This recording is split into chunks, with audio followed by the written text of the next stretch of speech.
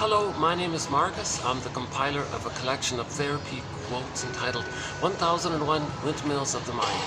A collection of quotes taken what's often called the psychodynamic or the psychoanalytic perspective, which long ago, as I understand it, was referred to by some as philosophical medicine or narrative medicine, helping one to be their own story doctor, helping one to be their own soul's doctor, soul repair doctor, narrative medicine practitioner maybe. So the idea is that a person's story is considered broken. It's broken if a child has an event in his life, or a continuous series of events in his life that leads him to feel so afraid of his inner life, afraid of his needs, afraid of his feelings, afraid of his golden ball. Earth opens up, his core gets pulled down into the underworld. Joy and sadness in Disney film Inside Out gets zooped into the other world. Sometimes the golden ball is locked in a cage. In the sci-fi series called The Room, innocent girl opens the door to some mysterious room. She walks in and nobody knows where she is. Father, in a great panic, has to run in and find her, and the whole series is about finding her. So these are images that are metaphors for repression, when something pure and innocent. The baby in the Atalanta myth, the king sends the baby into the forest. Like, whoa, innocent little baby lost in this dark, unknown place, the unconscious. Symbol for the forest is often a symbol for the unconscious. Okay.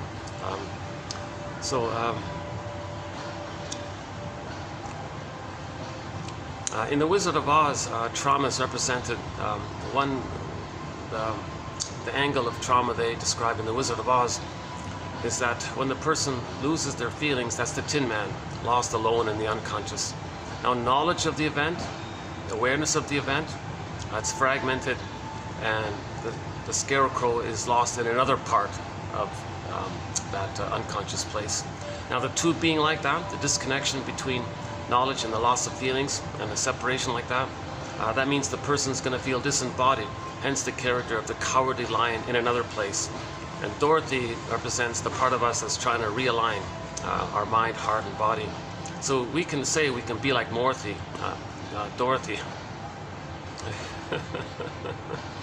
Oh, I make lots of little mistakes here and there. I haven't been analyzed. My anxiety comes across, especially when I'm struggling to find a place to do my videos. It's a real challenge sometimes. I've been bouncing around a fair bit.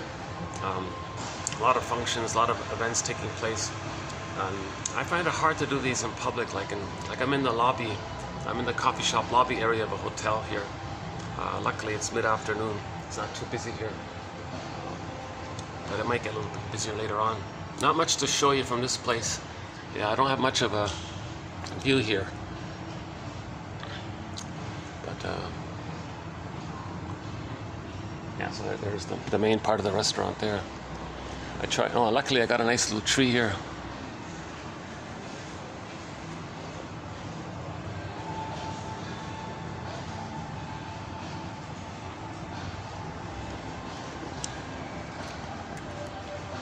I think this is my third time here, actually. Yeah.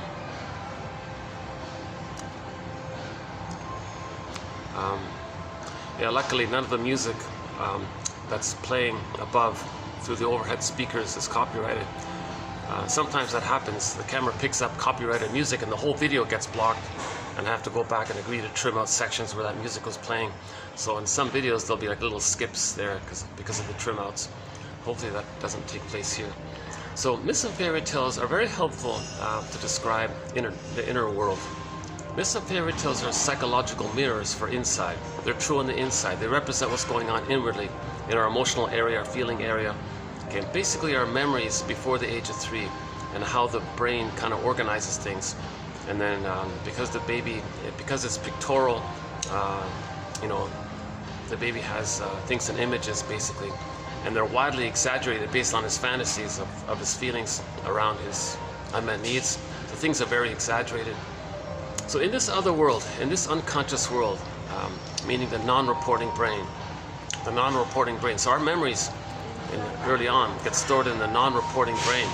So we remember. That's the paradox. Actually, tomorrow, Tomorrow we have a new phrase, we have a new jargon to add to our collection. Amnesic memory. We have amnesic memory. Paradoxical phrase, a very helpful phrase. So we don't remember, but we remember what we don't remember. We forgot. We couldn't even remember, couldn't even know it, but it's recorded. So that's an approximation. Not a perfect phrase, but it's close enough, I guess, for now. That the baby has these memories, but he's never going to know it. Hence the idea of it being infantile amnesia. We don't know it. Unconscious memories, unconscious fantasies, those kinds of things, coming from the memories.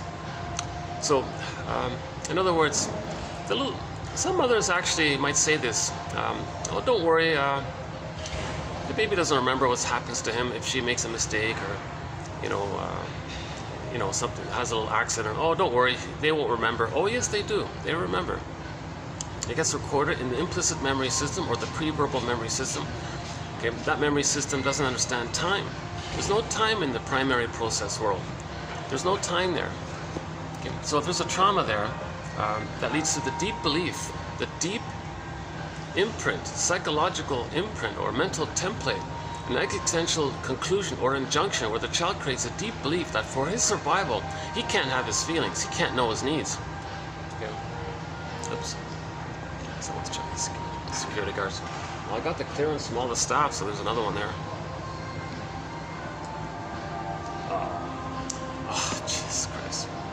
Who wants to turn the TV? No, nobody. See, there's a TV here. Nobody's watching it, so I asked the kind lady if she would let me. This guy said, no, I gotta have the TV on. Hold on a second. Is it okay? Do you mind? Hi, thank you, sir. I want to do my video here, and the TV kind of bothers me a little bit. Can I just leave it off a little, and I'll put it back on when I leave? You want it off? Yeah, I'd like to leave it off. Yeah, thank you, sir. Thank you.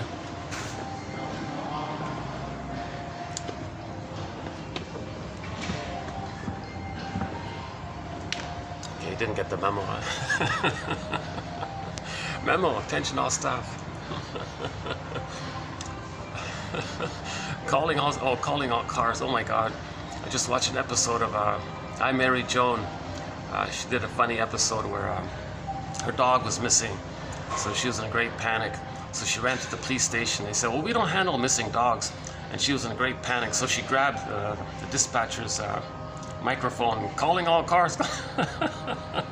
Be on the lookout for a German Saint Bernard.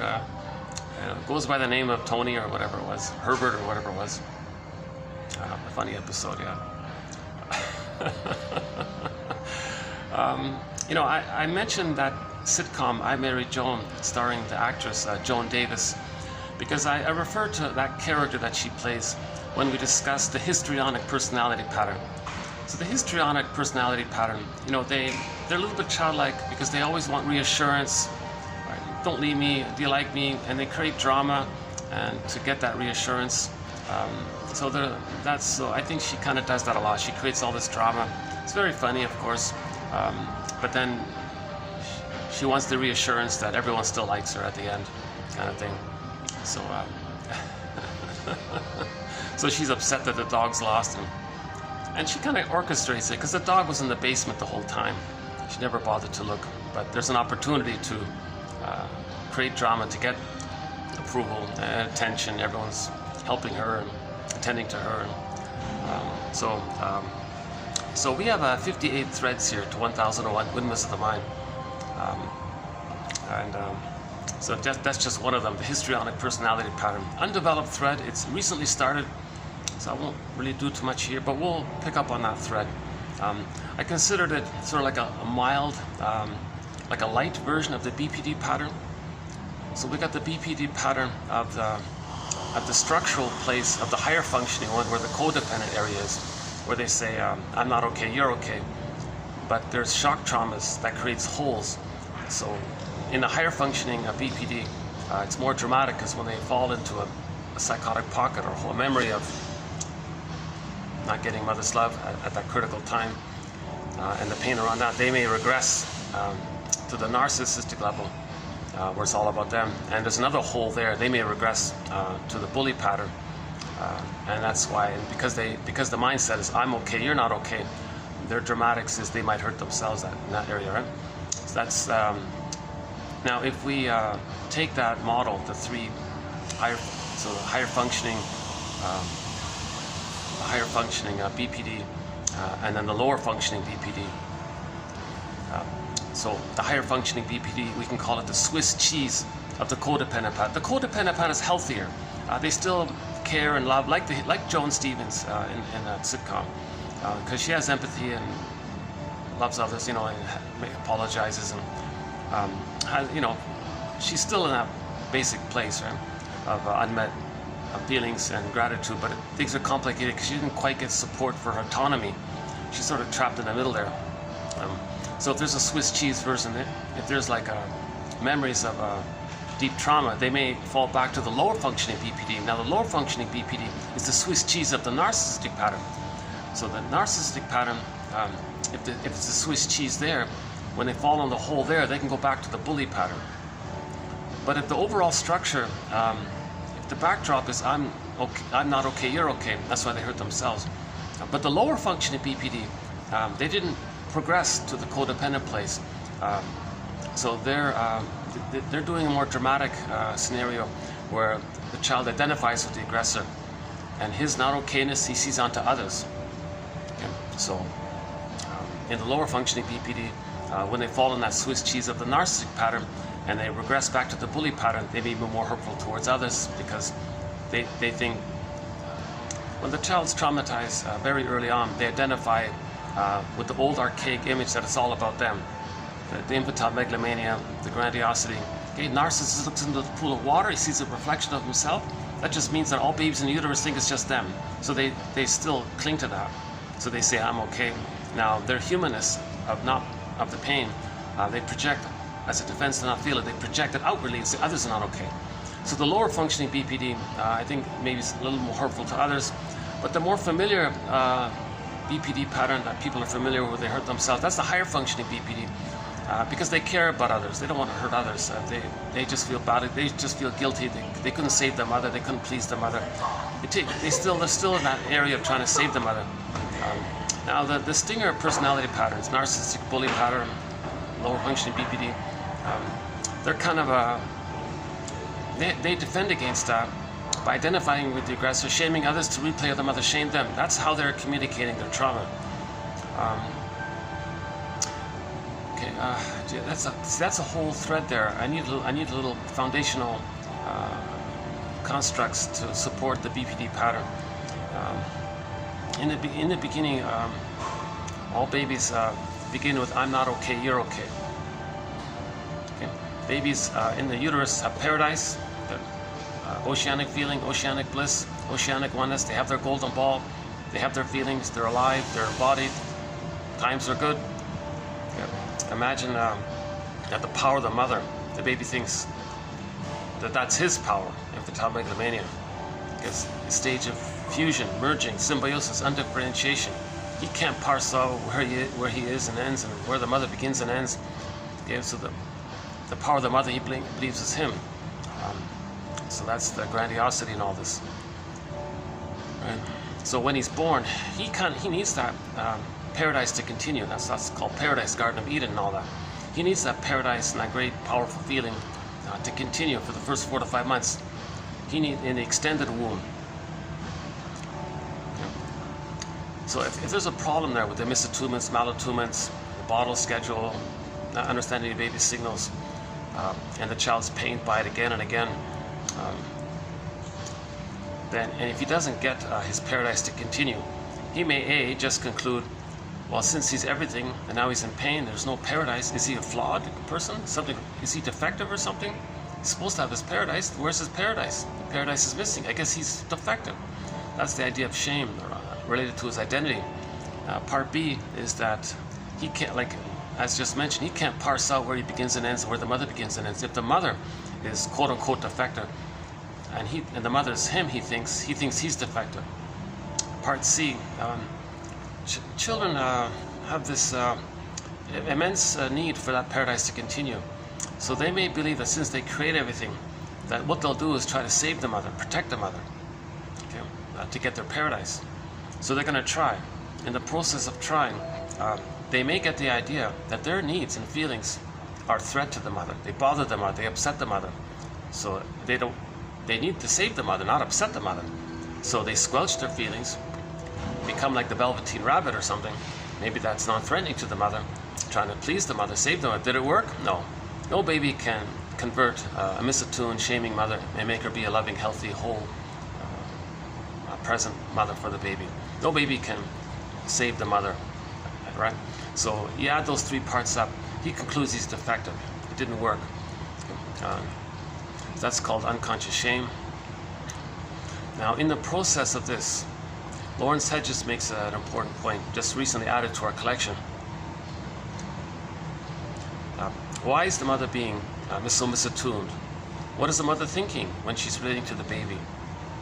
Why can't the mother meet the baby's basic needs? Baby doesn't want much, just wants safety, wants the connection, wants a little like a relationship with her, where the child sees that the mother accepts him and he's safe, and he has his identity. When the mother takes delight and pleasure in seeing his identity, mother soothes him, has that memory, he can later on soothe himself because the memories are there, having been soothed.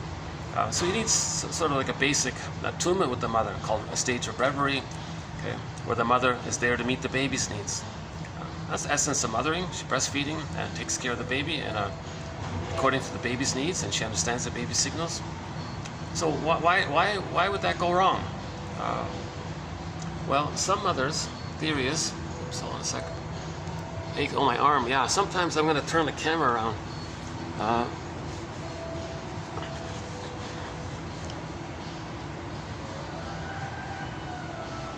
Sometimes I'm going to turn the camera because I twisted my arm.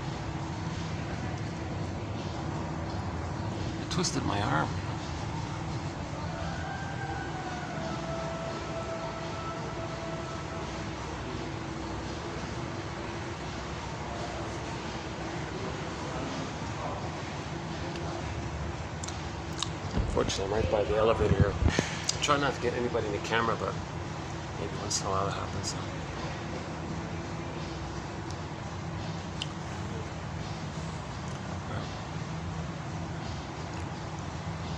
So, Hez just makes an interesting point. From the baby's perspective, what kind of mother does the baby think he has when she's doing this, when she's misattuned? So, the one theory about the mother's misattunement is that, well, we have a whole list of factors in this area. That's a major thread. One of the most important threads, or topics, or chapters, or e-booklets in our encyclopedia, one of the most important little books there is on understanding why mothers might be having a confusing time understanding the baby's signals. So there's a whole list of things there, not just one or the other. There's a whole list there. So one point in that list of factors is that the mother is trying to meet her unconscious needs on the baby. What does that mean? It means that when the mother herself was a baby herself, and she needed mother's love, and it wasn't available to her. All babies need an attachment to their mother.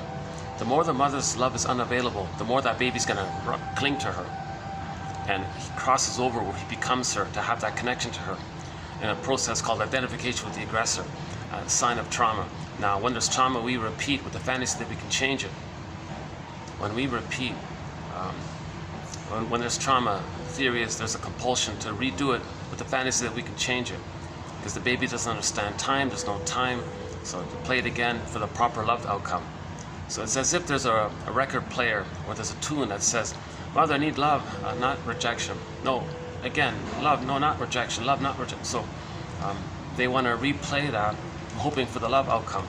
But there is time. But the baby doesn't understand time, so they just keep spinning it around.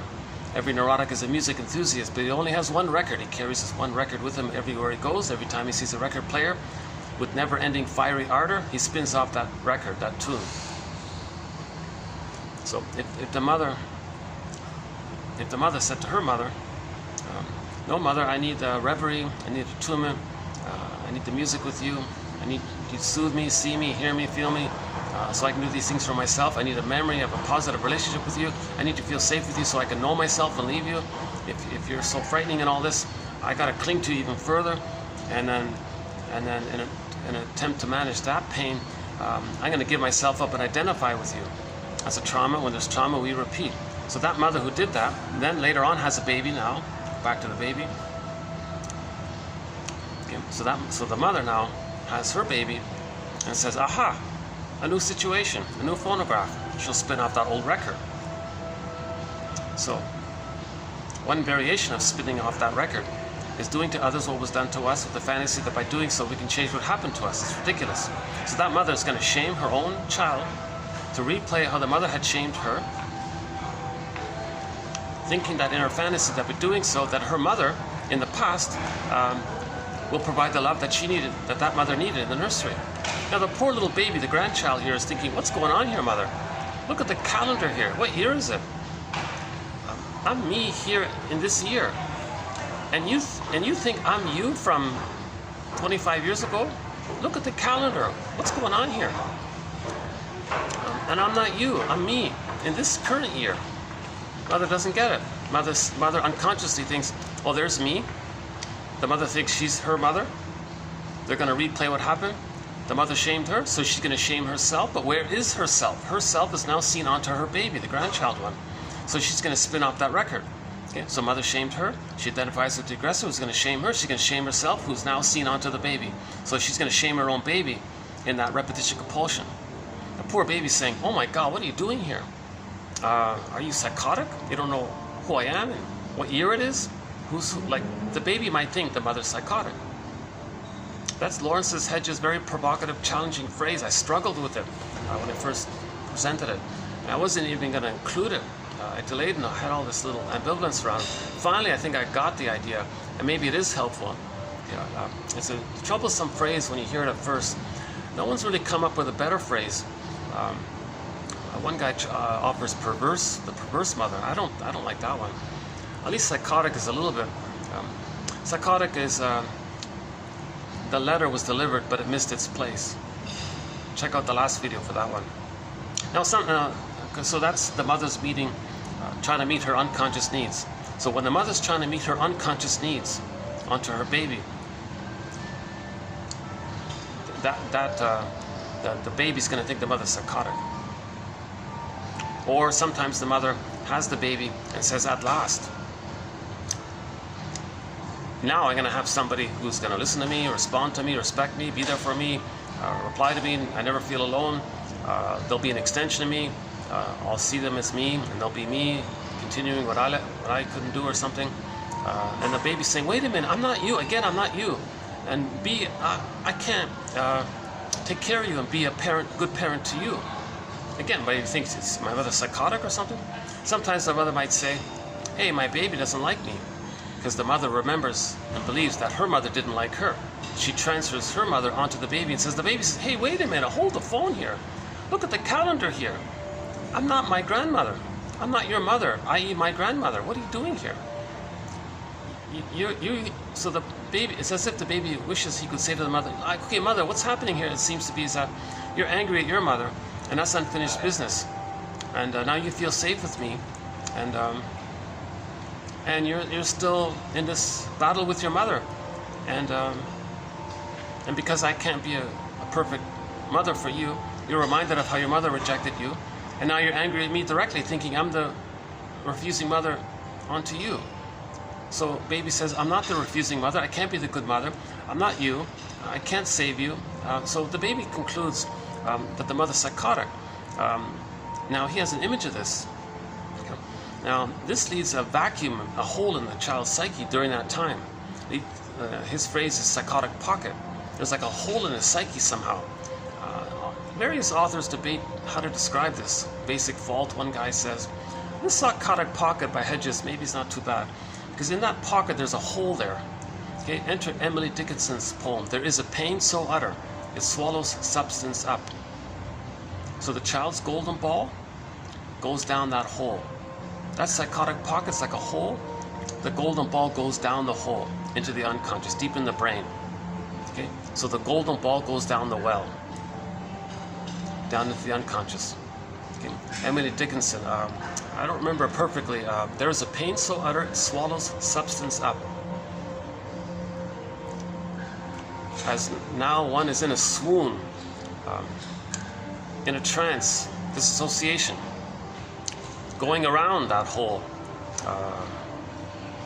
avoiding it, going around it like in a swoon. But when we face this, we can get back into ourselves bone by bone, she says. Another one by Emily Dickinson, a great hope fell. A great hope fell. Baby had a great hope to have a secure touch with the mother. A great hope. Great need, a great hope. That great hope fell. You heard no noise. The wreckage was within and left no witness. There's more to it. That's sort of a part of it. So that's I highly recommend those two poems by Emily Dickinson. If you type in the search engine here in this channel, they'll come up. Or better yet, well, here's my approximate sales pitch. I think everybody over 35 should have a copy of 1001 Windmills of the Mind on their iPhone or laptop or whatever, or print it out. Even better if you can print it out. Oh my God, it's expensive to print it out. Jesus. At least have it on your iPhone. 10,000 quotes teaching somebody how to be their own story doctor. So these are advanced self-help quotes. They're kind of like a second language. Now the benefit of these quotes is that they're not too it's not too much, it's not too jargony, it's not too fluffy. It's sort of a nice little bridge there. Again, my disclaimer, I'm not a shrink, I'm not an analyst, I'm not a midwife, I'm not a doula, I'm not a nutritionist, I'm not a professor, social worker, consultant. I only have a humble BA. This whole project started because I wanted to learn this second language. It's considered a second language. Okay? Psychoanalysis looks, famous poet says, psychoanalysis looks for an egg in a basket that's missing. First we weave the basket. So these 10,000 quotes are like little threads, okay? And like a little bird flying around picking up twigs and leaves to make his nest, each person's got to pick little quotes and ideas and speculations, hypotheses. Okay, so these quotes are guesstimates, ballpark approximations, stepping stones for better ideas, invitations for mutual exploration, and each person has to weave their own basket. So there's no like packaged thing that's being handed to somebody. Each person has to raise consciousness. I'm tempted to play our song here, Rise. And maybe I can play a part of it here. Let's play one of our current key songs, Rise here. Hold on a sec. Let's play the first part of our song, Rise here, because we're trying to raise consciousness. So these quotes are helping us to raise consciousness.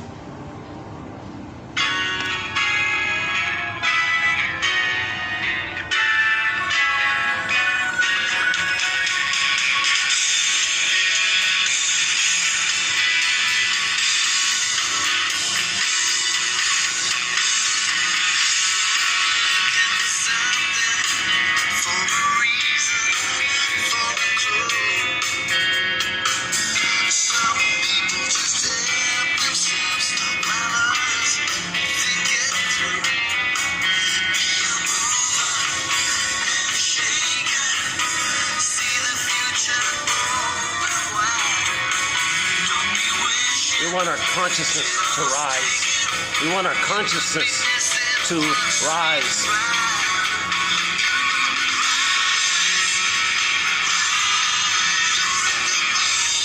We want to raise consciousness. We want our consciousness to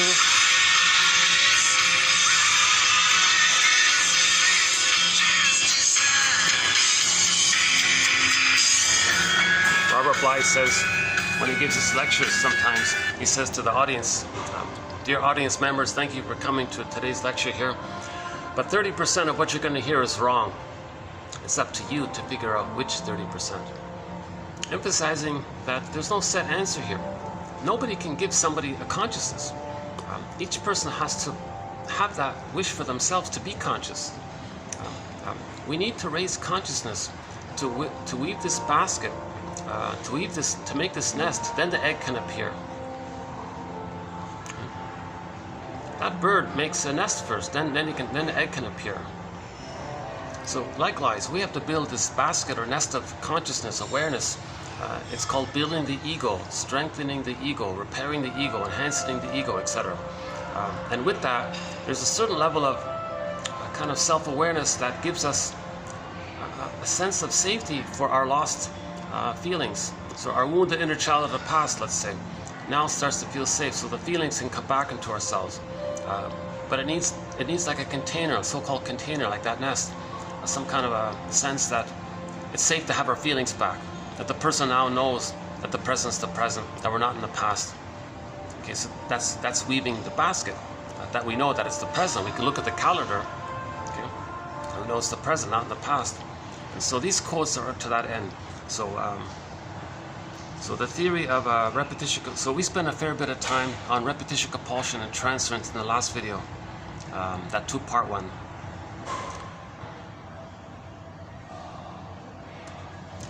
Yeah, still being uploaded, by the way. For some reason it keeps I have to keep, sometimes that happens, I send a video, or sometimes I lose a video. That's really painful. I lost 17 videos in the summer, last summer. 17 very good videos were lost, 50 hours of commentary. The quotes are saved, so if one does have the collection, the quotes are there. But my last video is having a struggle. Maybe there's some kind of weather issue, I'm not sure. Part 2 got uploaded, the tag on, the part 2 tag on got uploaded. But anyways, that's a pillar thread, that's a pillar column, chapter, repetition compulsion, led by Paul Libby Russell in TQ 2119. Very good place to start for that one, is TQ 2119, Paul Libby Russell. Transference is a major topic. We'll begin today's video with another quote on transference, and in the next video, tomorrow's video, we've got some more excellent oh my God, we've got some very kind of dramatic, poetic quotes on transference by Andre Green coming up. I'm kind of surprised. He really cranks it up, the theory. He really creates this impression of what's going on with this transference and this compulsion to repeat, with the fantasy that we can change the past and why it doesn't work. Because okay.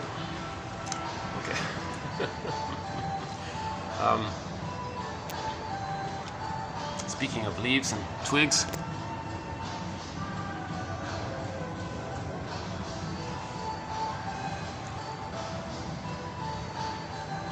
okay, we're doing okay here. Yeah, luckily it's gonna get busier. I'm still. Problem is I don't have many options.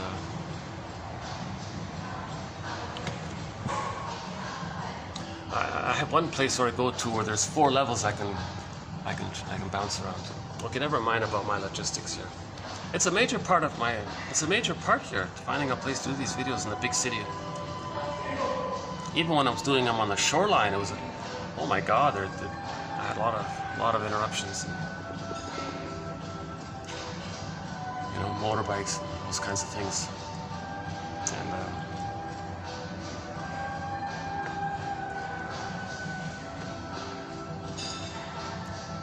Dreamboat Annie, yeah. I again feel a little bit like the song Dreamboat Annie by the band Heart. So maybe we'll play it again later. You know, the last video, I gotta say, when it does finally get uploaded, part 1 and part 2, it's jam-packed with information. I recommend those ones.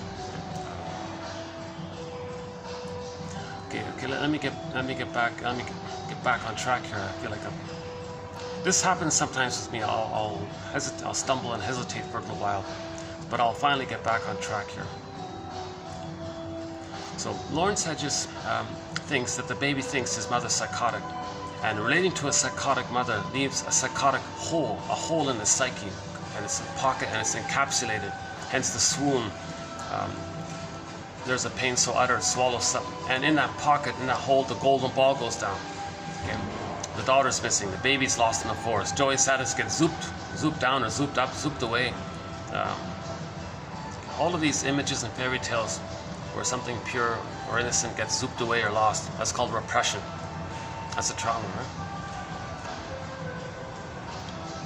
And that pocket, by the way, we can call it the self-saboteur, because later on, when a person does something authentic for themselves, that pocket's going to come up, called the self-saboteur, and sabotage the person's happiness, because they didn't create a bridge, they didn't heal that hole, they didn't face that and forgive the mother, and that would heal it. They didn't forgive the mother. The goal is to forgive the mother and know her, and we do that by knowing her psychological story. Okay, so we can begin with Bruce Springsteen on YouTube, Independence Day, Toronto, by listening to the introduction that he gives to that song. Rosanna Dearchild, the more I learned of my mother's story, the more of a person she became to me. Okay, and try to see the two sides, try to see how she's traumatized and repeating, and she can't help herself, kind of thing. And because she didn't have consciousness. Grotstein says, if you want to honor your parents, you got to know their story. So part of knowing their story is find out their favorite jokes. That's a clue to their, as I call it, if their jokes are sadistic, that's the stinger personality patterns. Find out their earliest memories. That you are what you remember. That can help to understand them. What kind of, it's like a dream, like when you wake up, like the point you forgot, like what part do you remember, then what you can't remember any further, like a dream. So that's what they're sort of dealing with. The inner conflict is there, so you can know about your parents' inner conflict. So that's called honoring your parents, knowing their traumatized state, understanding their traumatized condition. Which parent is more sort of manipulative or gamey, duplicity, games people play? Okay, that's because of unmet symbiosis, unmet fusion with the mother. They're still trying to create it with somebody. Okay, in the process of duplicity, you know, logical fallacies, it's the lies of omission, all these games people play. We know Eric Berne lists them in his book. The author Amy Baer has sort of her version of it. It's not too bad. Oh yeah, Amy Baer says we recreate the situation in adult relationships which we had in childhood in an effort to deal with the pain that we're feeling. So the games people play is that part of it is the gaslighting, where you don't want to see their situation, and you want to induce them to feel what you're feeling, thinking that you're back in the nursery where the mother knows what you're feeling, and then the mother would soothe you. But nobody in the present is the mother in the past. That's the issue with repetition compulsion. We see the present in terms of the emotional past. Cognitively, we know the present's the present, but we're relating to it emotionally as if it's the past. That's the issue. It's a split like that.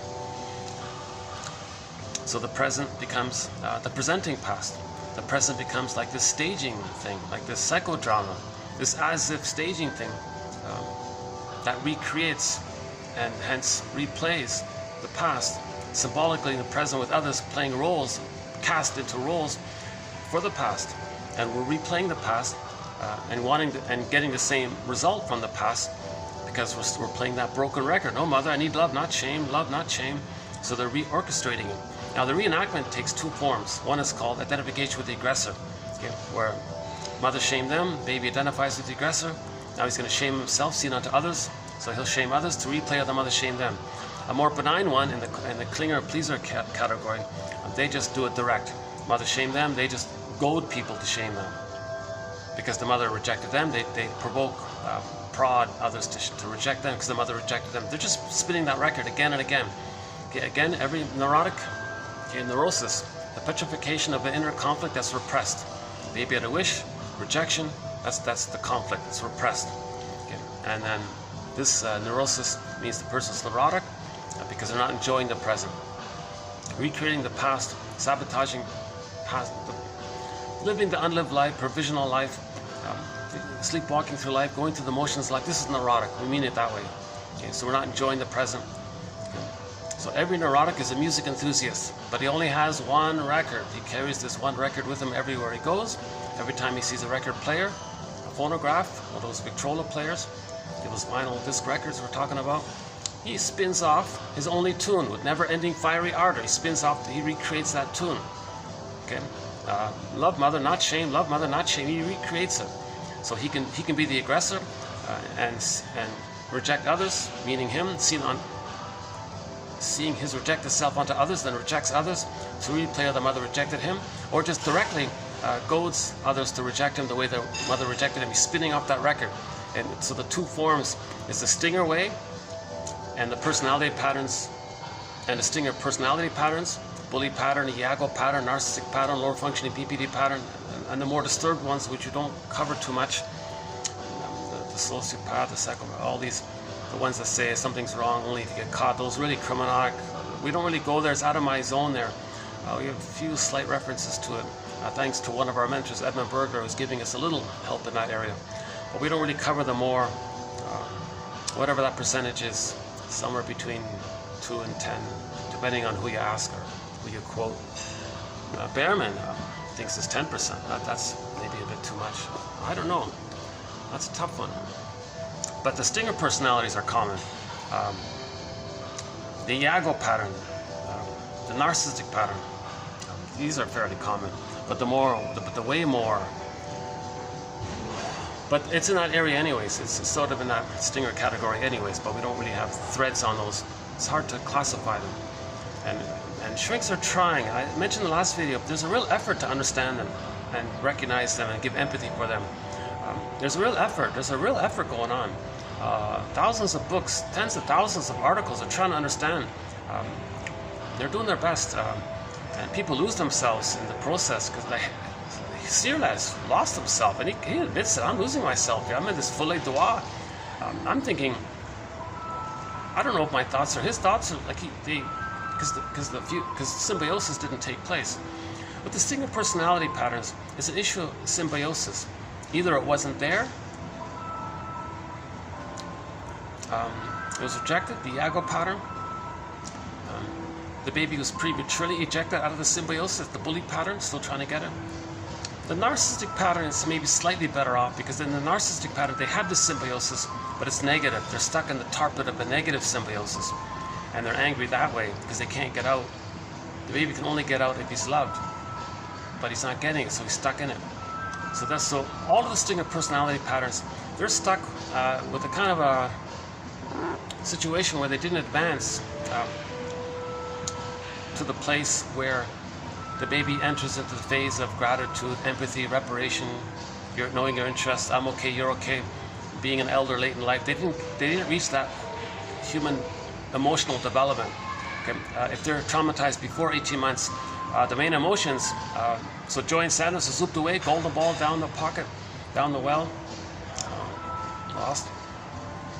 Baby still in the forest. The main emotions for the stinger personality patterns are hate, greed, envy, spite, vindictiveness, shadow, Freud, injustice, collecting. They can't mourn losses, so there's huge contempt to devalue the importance of the loss. Grandiosity is primary because if they say things like "didn't you anyway, sour grapes," so that preserves the grandiosity. Cynicism is very strong, that preserves the grandiosity. Again, in the beginning, the baby is one with the image of himself. That's the grandiosity. And he's stuck there. He didn't get mother's interaction, loving gaze, to be loved by the mother, to get to the place where, oh, mother loved me. I've been loved by someone who loved me. And then there's I'm okay, you're okay. And he differentiates, separates, and knows himself. He didn't get that. He's stuck in that fusion where it's all just him there. And he's chasing that. He's searching for glory, neurotic pride, idealized self, glorified self, this impossible thing. The baby wasn't a god, but they're kind of chasing that, thinking they are that, and pursuing that. So the Peer Gynt story is sort of our lead on this area, the Peer Gynt story. And any stories about the Don Juans and the Playboys and this glory, this search for the belief that they had once upon a time in the uterus that they were a little god. They're searching for that kind of thing. So it's really it's a false self. It's all they have. They've kind of given up on the quote-unquote human side of being human. They hate feelings. They hate anything to do with gratitude or kind of affection or tenderness or care or sharing. Forget that. I mean, they're the stinger personality patterns. They're coming from a combination of when the baby was nursing, he was enraged. too much excitation. It says the mother's enraged. His unmet need turned into oral greed, that devouring oral greed, where he had the fantasy that he wanted to control the breast, devour the breast, possess the breast, and he's enraged by this. Too much excitation. He projects that onto the mother, identifies with the hungry wolf or the witch that wants to eat him, and has the philosophy in life, you know what, this world is just eat or be eaten. He thinks the mother wants to eat him, so the witch won't eat me. That's the projection that the baby had oral greed. He wanted to take in, it was unmet, and he was enraged. And he's still in that, and he's frozen in that place. So his philosophies will be very disturbed like that. So-called perverse thinking. Yeah, what's his name again? Good. Grossman, is that right? We recently did a video where he focuses on the idea that someone can have perverse thinking. So he would call it perverse thinking. So when someone says, it's my greed or your greed? Either I'm the hungry, devouring, enraged wolf who was never loved, or you're the hungry, enraged, devouring wolf who's never loved. And they just think in this other way. No, that's the reality test. That's not true. Only a small percentage of whatever it is, under 20, maybe 20%, maybe. An interesting figure, yeah, maybe it is around 20%. Because the 20% eat the 80%, better, so to speak, right? Like they plunder and pillage and greedily devour what belongs to the 80% and makes them impoverished because they feel impoverished, and they're that oral greed kind of place. So they think it's, but 80% don't have that. They might just be helpers and cleaners and pleasers, searching for their autonomy. They don't have that more primal, amygdala traumatized place, like the way a starving in the savannah a million years ago, like in the caveman thinking, like we don't have that. So that's the thing with trauma. Babies shouldn't be traumatized because it's going to lead to these kind of so quote-unquote barbaric or very unhuman. It's hard to describe. That's why he said, well, let's call it perverse thinking. Grossman was saying, call it perverse thinking, psychotic thinking, unreal thinking. In the cat in Alice in Wonderland, he calls it mad thinking. It's madness thinking. But that doesn't quite convey it either, right? Like the psychotic madness. Okay, hold on a second. Let's try this here. I might need to like walk around a bit sometimes. These chairs are, I'm not used to these kind of curvy. I have no idea why they use these chairs. They curve like on your back. Hold on a second. Let me do a little stretch here.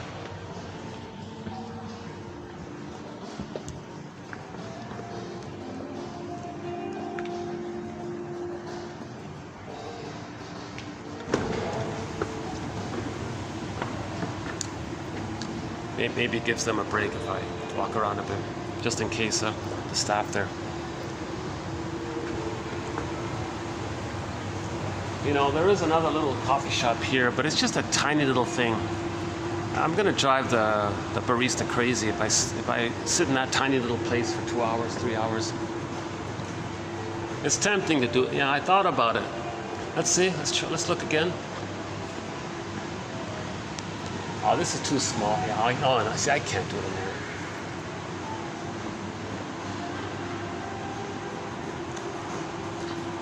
there.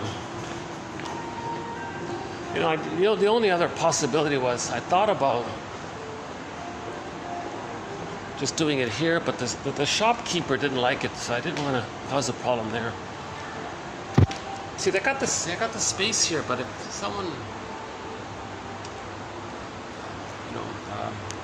that shopkeeper kind of gave me a bit of a look. What are you doing there? but they're closed at the moment. Why are they closed? Yeah, maybe they think it scares people. It scares people away or something. The only other place. No, that's it. I'm just giving myself an excuse to take a little stretch here. I must admit, I do love the little sakura. What is it? Is that the cherry blossom? In Toronto and Hyde Park, they have the. There's that nice green carpet. Yeah. So here's a nice little green carpet, eh? Check this out, eh? Love this carpet, eh? Got the swines there, huh? Nice little carpet here. And there's another one here. Oh, there's the salesman. He's coming out. Okay, get out.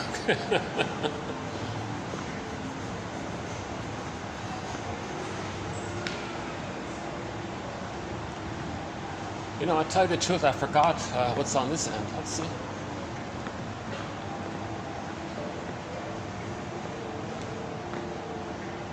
Oh, this is all closed up here. Oh, okay.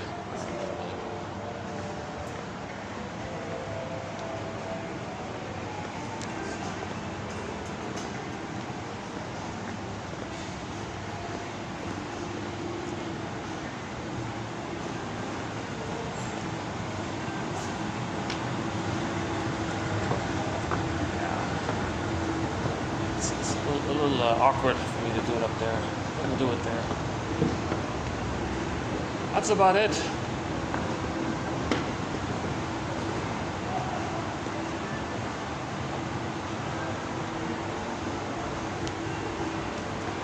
Maybe I could do parts of it here after all. If I just stand and walk. And maybe I can do a bit of it here, yeah.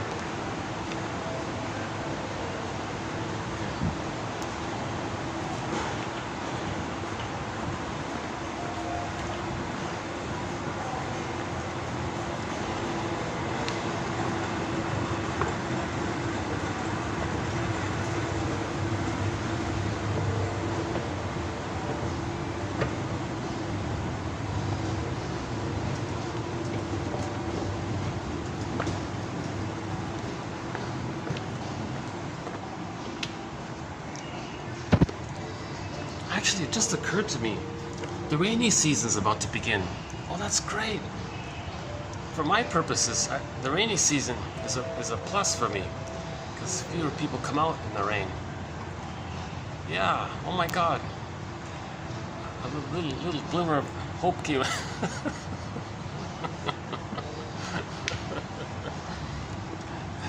Well, we don't want too much rain, right? Oh, that's a topic, right? The broken ecology. Oh my God, yeah. Because the baby and the mother are supposed to have an ecology. There's meant to be a certain kind of mother-baby ecology, as symbolized by the snake that in a circle biting its tail, the Ouroboros image, the two of them, and there's like a flow between the mother and baby. That's one interpretation of that symbol. I know there are others, but and meaning it's just the two of them. The ecology is the mother and the baby. For the first 4 to 5 months, the baby's not supposed to be removed from the mother. Baby doesn't understand time. If he's removed from the mother, poof, there's no mother. That's a huge scar. Earth opens up and his core gets pulled down, maybe, depending on the degree and how many times it takes place. And when he's returned to his mother, the rage he had of the mother causing that, the mother's now a stranger. That's called stranger anxiety, maybe. And it could be like that. Or depending on a variety of factors, right? Or he accepts the mother in a split way, in a fantasized way, but still has the memory of her, of whoever it is that caused him to lose his mother. It might have been the mother, or it might have been someone else. It doesn't matter. I don't think the mother, someone did it. If the baby's removed from the mother, put it this way, let's say the father picks up the baby, like in the first week or something. Hey baby, look at me, I'm your dad or something. Baby's saying, whoever you are, you took away my mother. I have no mother now. You robbed me of my mother. I'm enraged. I hate you. Now that rage is too much excitation, so he'll project his fiery rage image onto the father or that character who did it. He'll blot it out. It'll be recorded. That's called stranger anxiety. The father, he's the father. No, he's a frightening stranger from the baby's point of view. From the baby's point of view. Okay, that's a memory there. And later in life,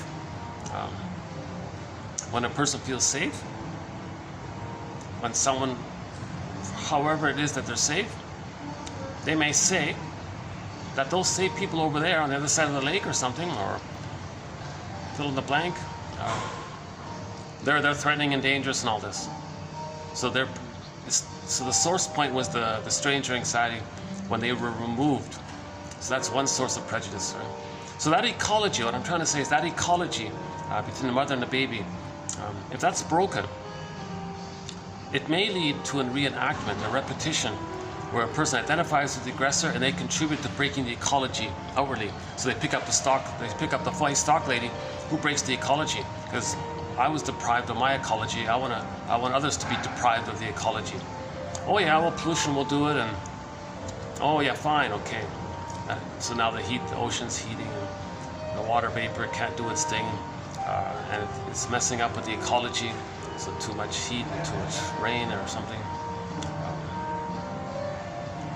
So our current behavior is considered the psychotic part of us, co-opting us to replay what happened with the mother, with the fantasy that by doing so we can change what happened with the mother.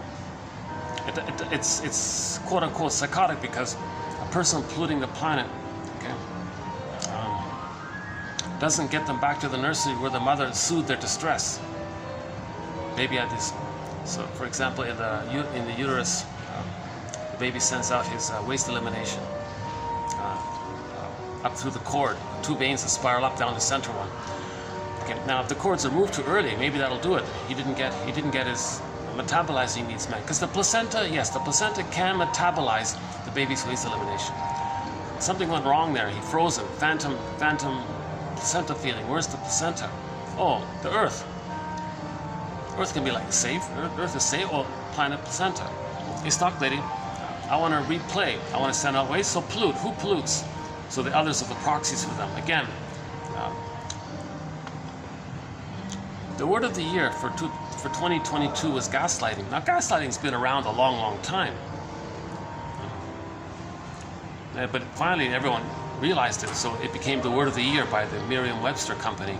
You know, maybe this proxy word, it's been around a long, long time as well, but maybe now it's really kind of like gaslighting was. So maybe it'll be at least I think it might be nominated for the word of the year. I'm not sure, but so proxy means when someone else feels, does, or plays a role for you. They're doing it for you. You're doing it, but you get someone else to do it for you. They're the proxy doing it for you. So the person picking up the phone, they're looking for proxies. Hey, stock lady, I want to be the one who breaks the ecology, because my mother broke the ecology. So buy me shares in those who break the ecology, and they'll be the proxy for me. Okay, this tough topic here was discussed in the last video called the 41 points related to the summed up way, how it looks in a summed up way when 20% of the people are reenacting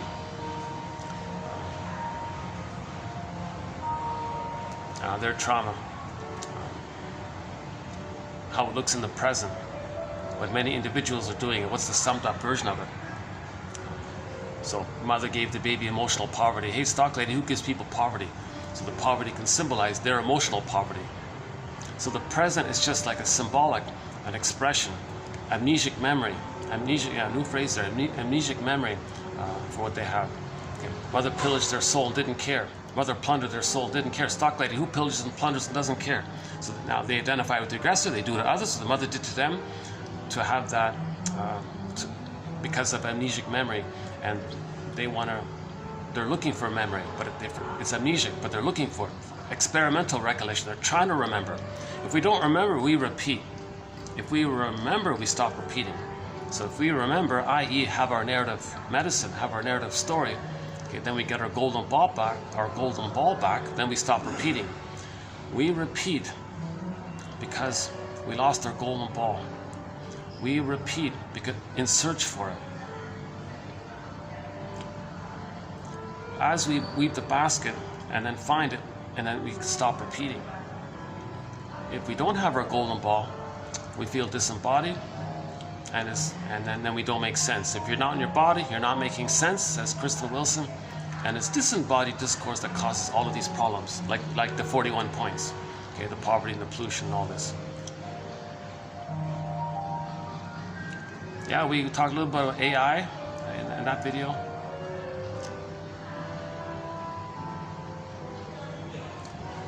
Oh, okay, I gotta confess here, this is my 3rd time here. This is my favorite time here. Thanks to the potential for rain. Yeah, they predicted rain today here. I'm prepared. I've got my rain jacket, umbrella, and all this.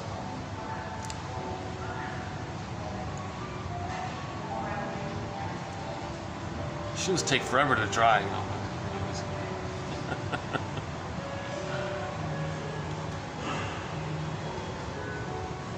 Okay, hold on a second. Let me take another little 10-second. Give me a 10-second break here.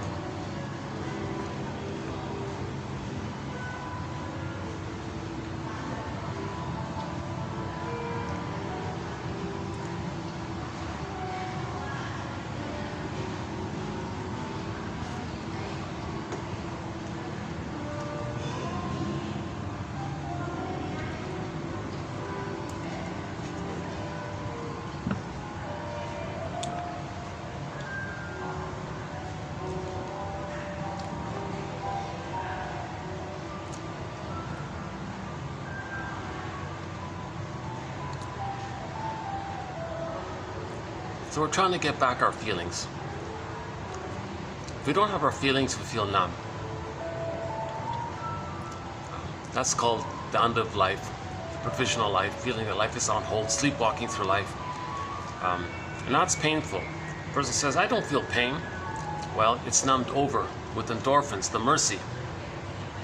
That's you're in a swoon, you're in a trance, hence the sleepwalking idea. That's all that is. But shall I compare thee to an onion? Underneath there's psychic pain. Okay. This is represented that when we lose the golden ball, okay, when it's repressed, the result is we may feel petrified, turned to stone, frozen, unreal, like the Velveteen Rabbit, or wooden, like that carpenter who takes a block of wood and carves out a little toy boy and wants that little boy to come to life.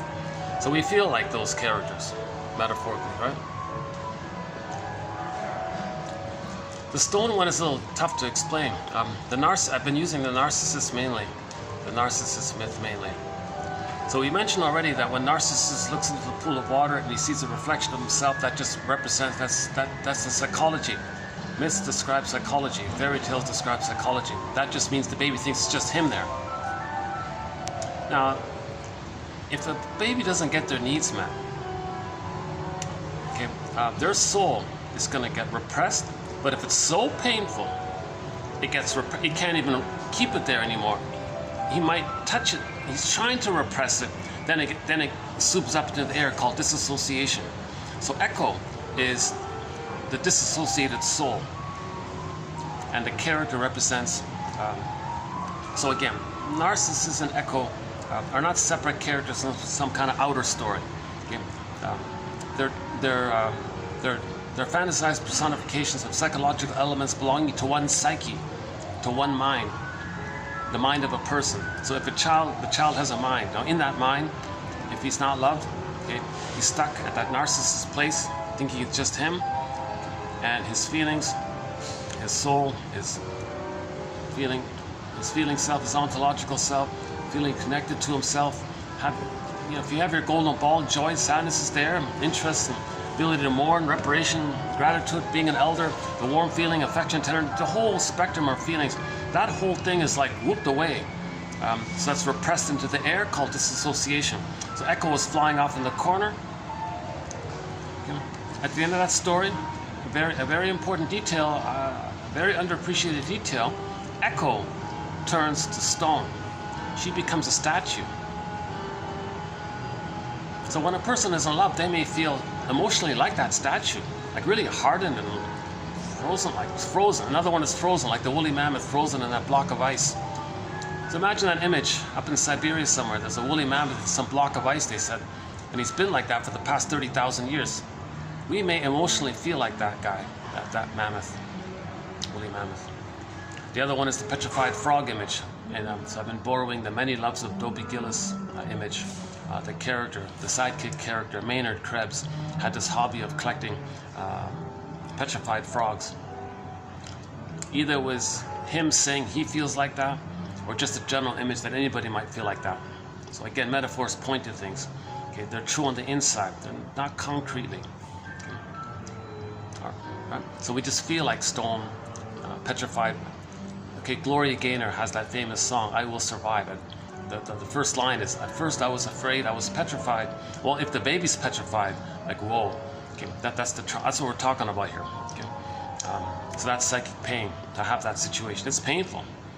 It's painful to not have joy at the console.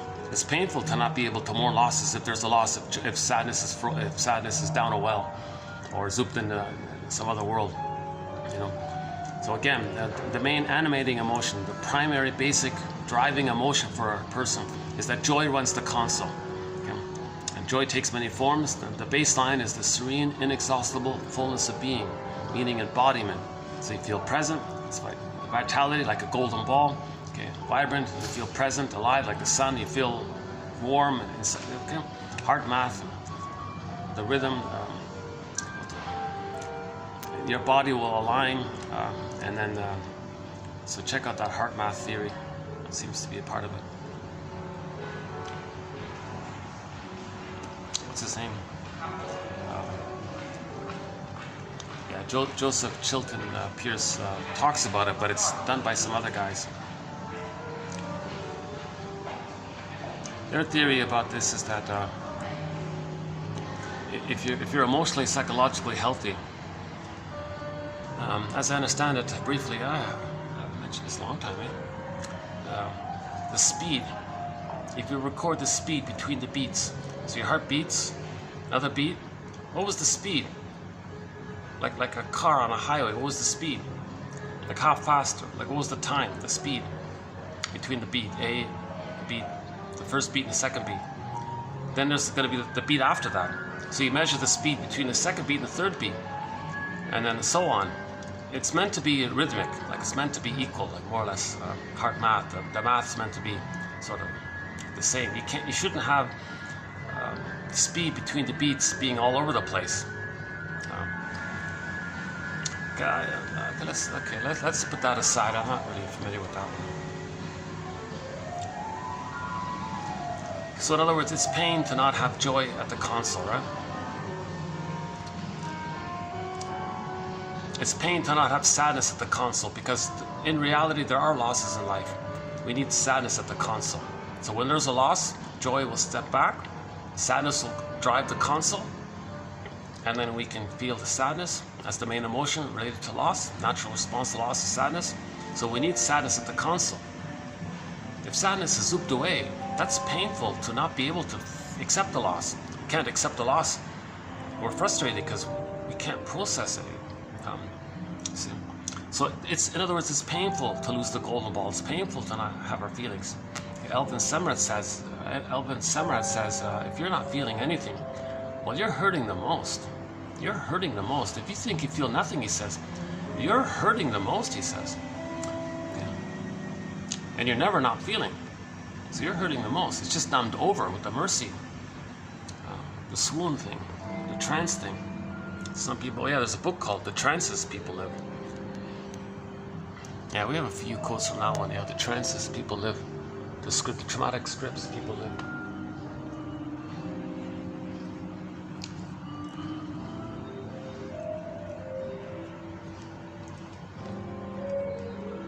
Let me see if the mind is good, okay.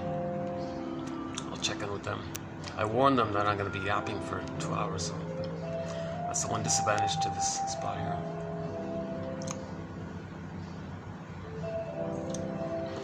So,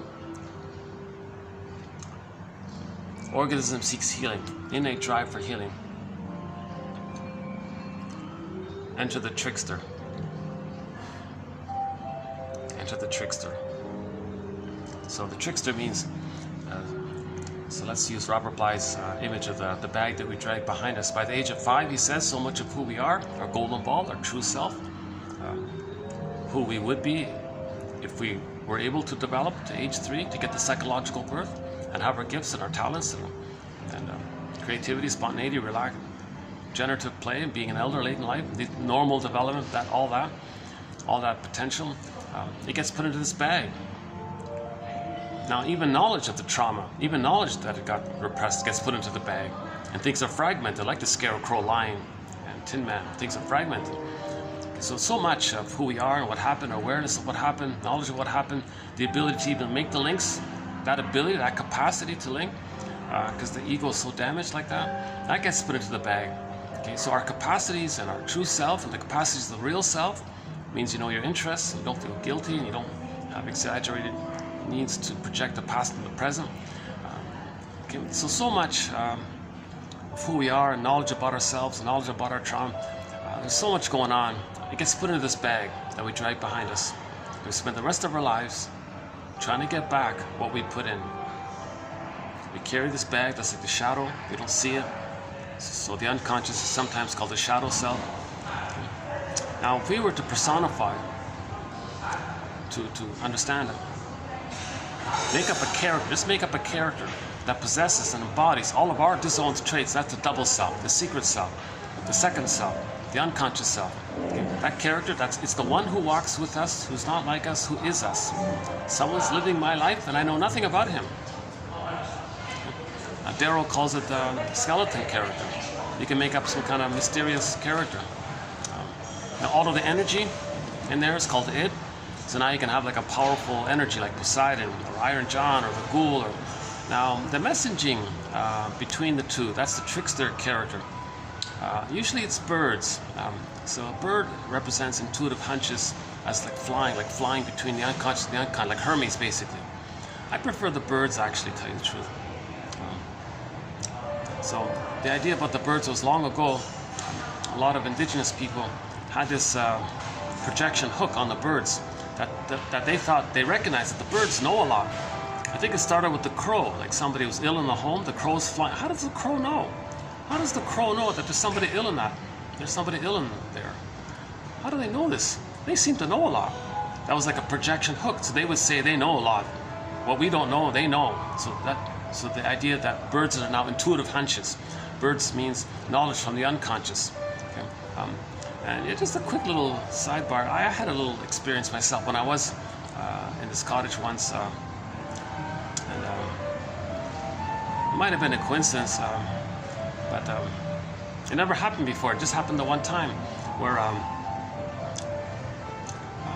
I was sleeping at one corner of the cottage. The cottage has like a flume from the wood stove. In the basement there was a wood stove.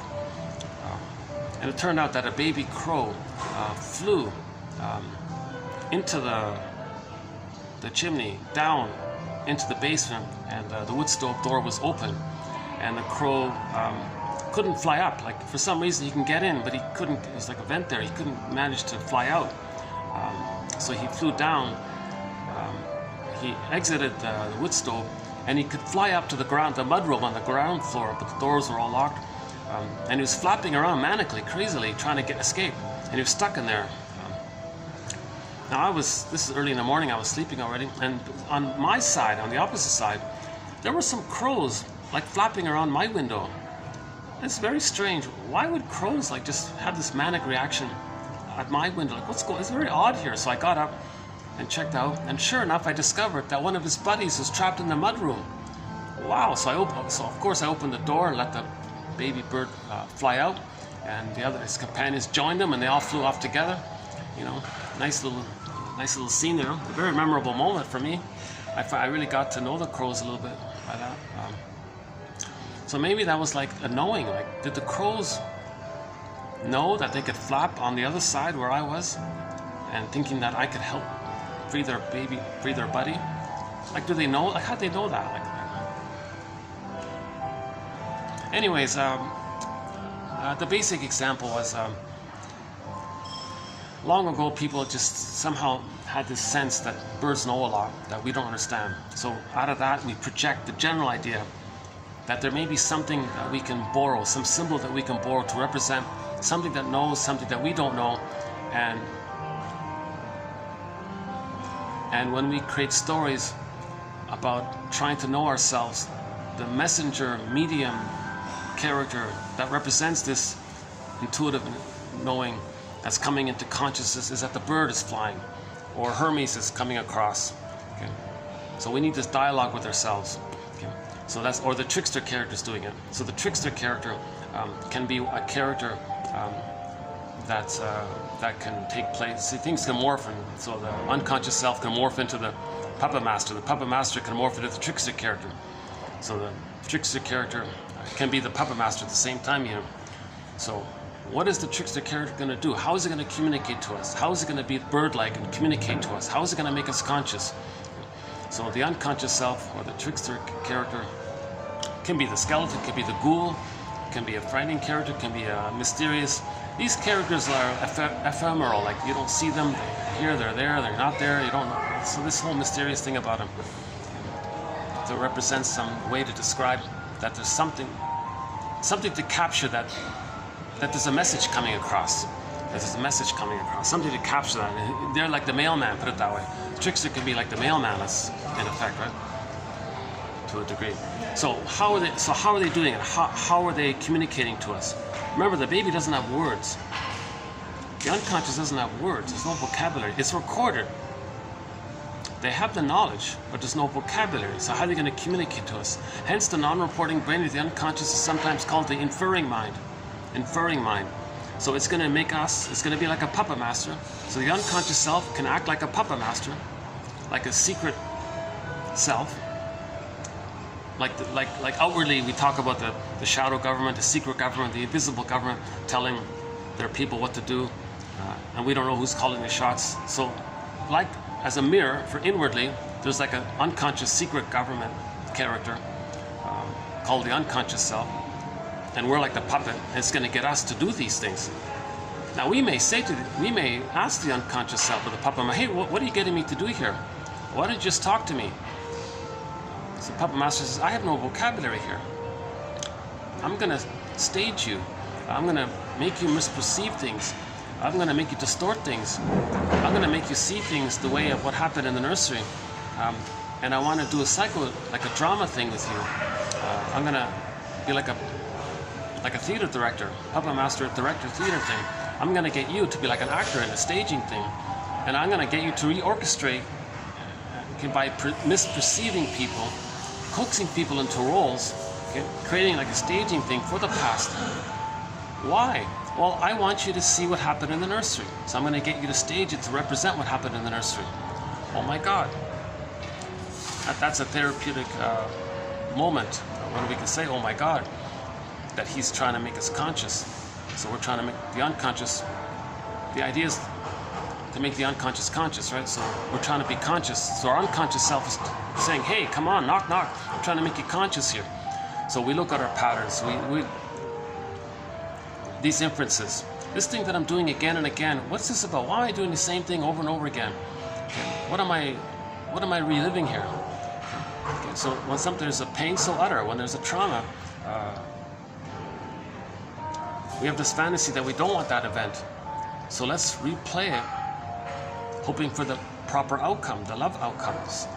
And in the primary process, Green is saying in the next video, Green is saying that in the primary process world, that the binding is very strong, and it's hard to link up something from the unconscious to the interpersonal. So the interpersonal, like we want to have a thread between the intrapsychic to the interpersonal to unravel, so to speak, the two tense cathexis, emotional investment to the attachments in the nursery, and we've got to loosen up to link it up to the present so we can free up this tight binding of this adhesive attachment, or this tar pit with the mother, right? We've got to loosen that up kind of thing and have an attachment to things in the present, get us into the present. So for more on that, check out the next video by Green, Andre Green. That'll be our first sort of main video of his. We have a few of his quotes in our collection, but the next video I think will be the first main video of his work in that area. Okay. Darrow puts it this way. He calls the puppet master, or the secret self, the skeleton character. He says you want to welcome the skeleton to the fireplace, treat him as an honored guest who had a right to be, who has a right. He's you, right? That character embodies or comes from Either that character is a trickster character, or he's going to represent aspects of yourself, whichever form it takes. Treat the skeleton as an honored guest who has a right to be, teaching us that there is a conquest of the self. We can heal. Odysseus did get home to Ithaca, reunited with his feelings, Penelope.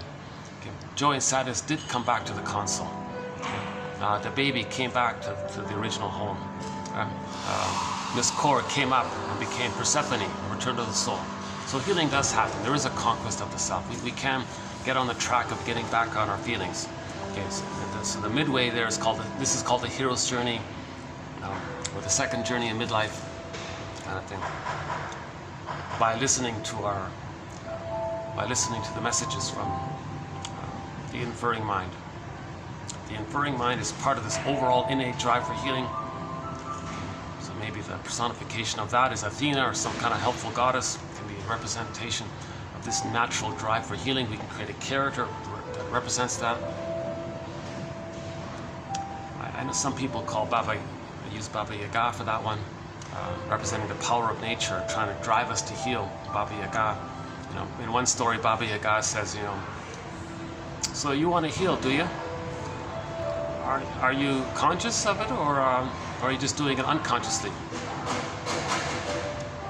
And the true answer is, Robert Bly's version says, 60% conscious, 97% unconscious. Okay. You can't be arrogant and know an answer like that. We don't know, right?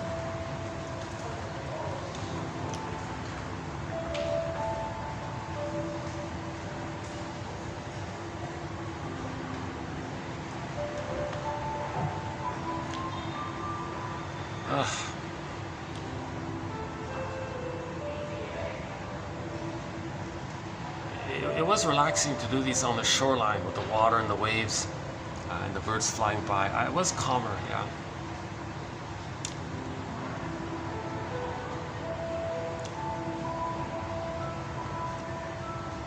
In some of my videos, I'm near the sky train, so when a sky train passes by, I can use that instead of the heron or the birds or the loon or something.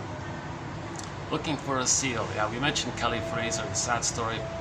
The singer Kelly Fraser passed away, and we played the song Looking for a Seal. So I'm making reference to our soundtrack here at this moment. We have an amazing soundtrack, lots of classic rock, folk, opera, many songs by indigenous singers. Oh my God, they have wonderful music. So Kelly Fraser's song Looking for a Seal is in there. We have songs by the Cashin Band, Beatrice Deer, Ili Sapi, Willie Mitchell, the one who sings Call of the Moose, and Birch Bark Letter, that one. Willie Dunn, he sings the song Son of the Sun, Children of the World, many others. We have songs, we recently played a song called Broken Spirit, Janny Luzon, a song called Child Protection by Eastern Owl, a song called Gentle Warrior by Kayla Lynn Johnson, and Brian Andre, Brian Andre, he's got a lot of great songs. Brian Andre. Oh, there's another Andre. Tomorrow we'll be doing Andre Green, but in our soundtrack we have songs by Brian Andre, indigenous singer. He sings in his original language, Inuktitut, his first language,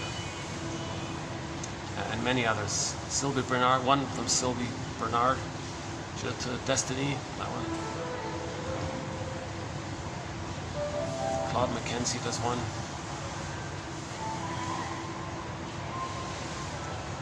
There's a few others. Susan Aguilar, a couple of hers. Some ambient, and Cissy Houston, her cover of Be My Baby, that's a great one. We have 3 songs from the Glee show. I Will Survive, More Than a Feeling, and the combo song Rumor Has It, and another one with it. Ketcha Epstein, many of her songs. Ann Shell's a major voice, Ann Shell. We've got about 8 or 9 of her songs on there. The band Delirium, A lot of great songs there.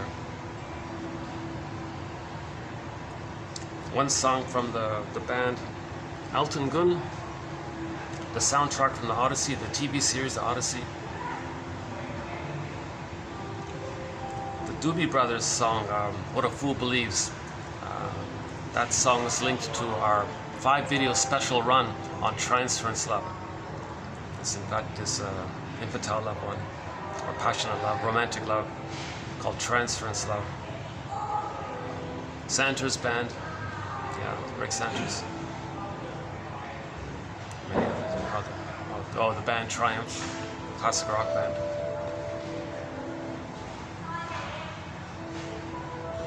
And our most recent song added to the collection is Dreamboat Annie. Dreamboat Annie by Heart.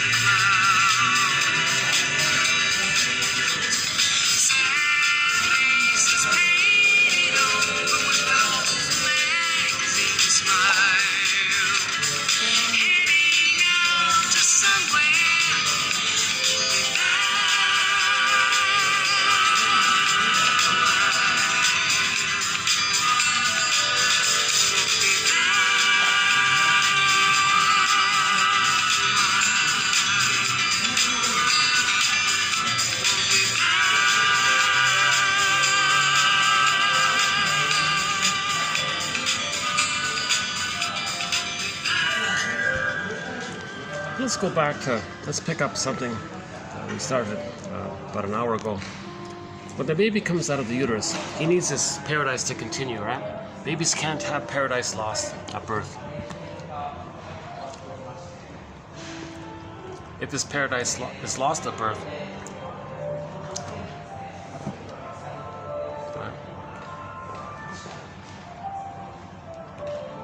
he thinks he's defective and all this, as mentioned before.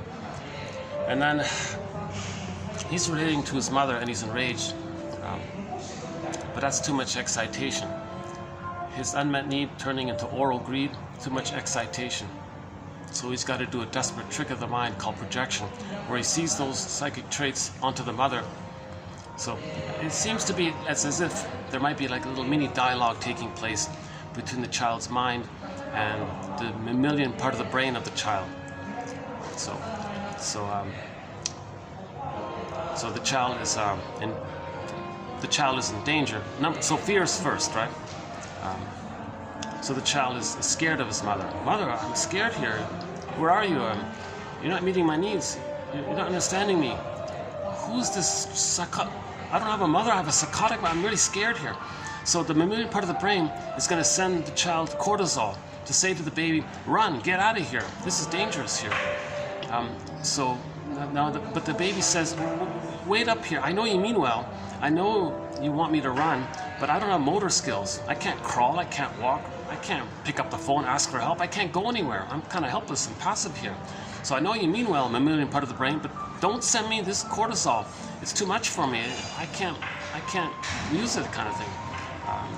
It's gonna things will break inside of me. Things will implode inside. Like organs will fail. Don't do this. The mammalian part of the brain says, oh really? Well, hell with that. I'm enraged. So for your survival, I'm going to send you more cortisol. What do you mean? What are you talking about? I just said I can't handle it. Don't send me more. Why are you sending me more? Well, if you're cornered like this, then I want you to fight with the mother. Well, geez, all I can do is like make biting gestures or something, or and I can have this fantasy that I can bite the breast to change the mother, or possess the breast even, maybe control the breast, devour the breast with my enraged. Maybe I can have a fantasy like this, but that's all I can do here. So ease up. Don't send me any more cortisol. Well, what do you want me to do here? I'm pretty simple like that. We're in danger, and I'm sending as much stress hormones as I can, kind of thing. No, but oh my God, you don't get it. It's kind of like a guy in a car with one foot on the gas pedal to the metal, while his other foot is on the brake pedal, pressed down as hard as it can go, and the car is gonna go kaput or something. There's this huge inner conflict. One side of the car says go, the other side of the car says stop, and it can't, and it's immobilized like that. Something's gonna fail eventually. Well, I'm kind of in that place here. There might be like cells going against other cells. This immune issue, or organs might fail, or physical symptoms. I gotta protect myself from you. Well, what do you want me to do?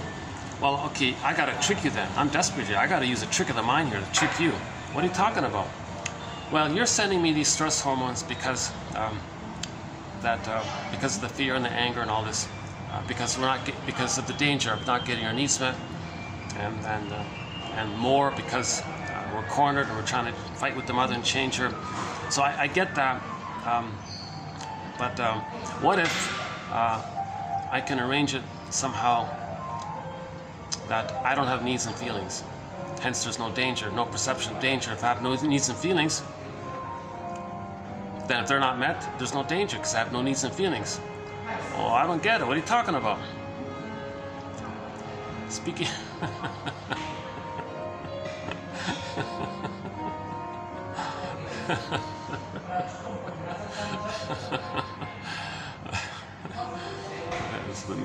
The mammalian part of the brain says, speak English. What are you talking about? Well, let's do it this way. Hold on a second.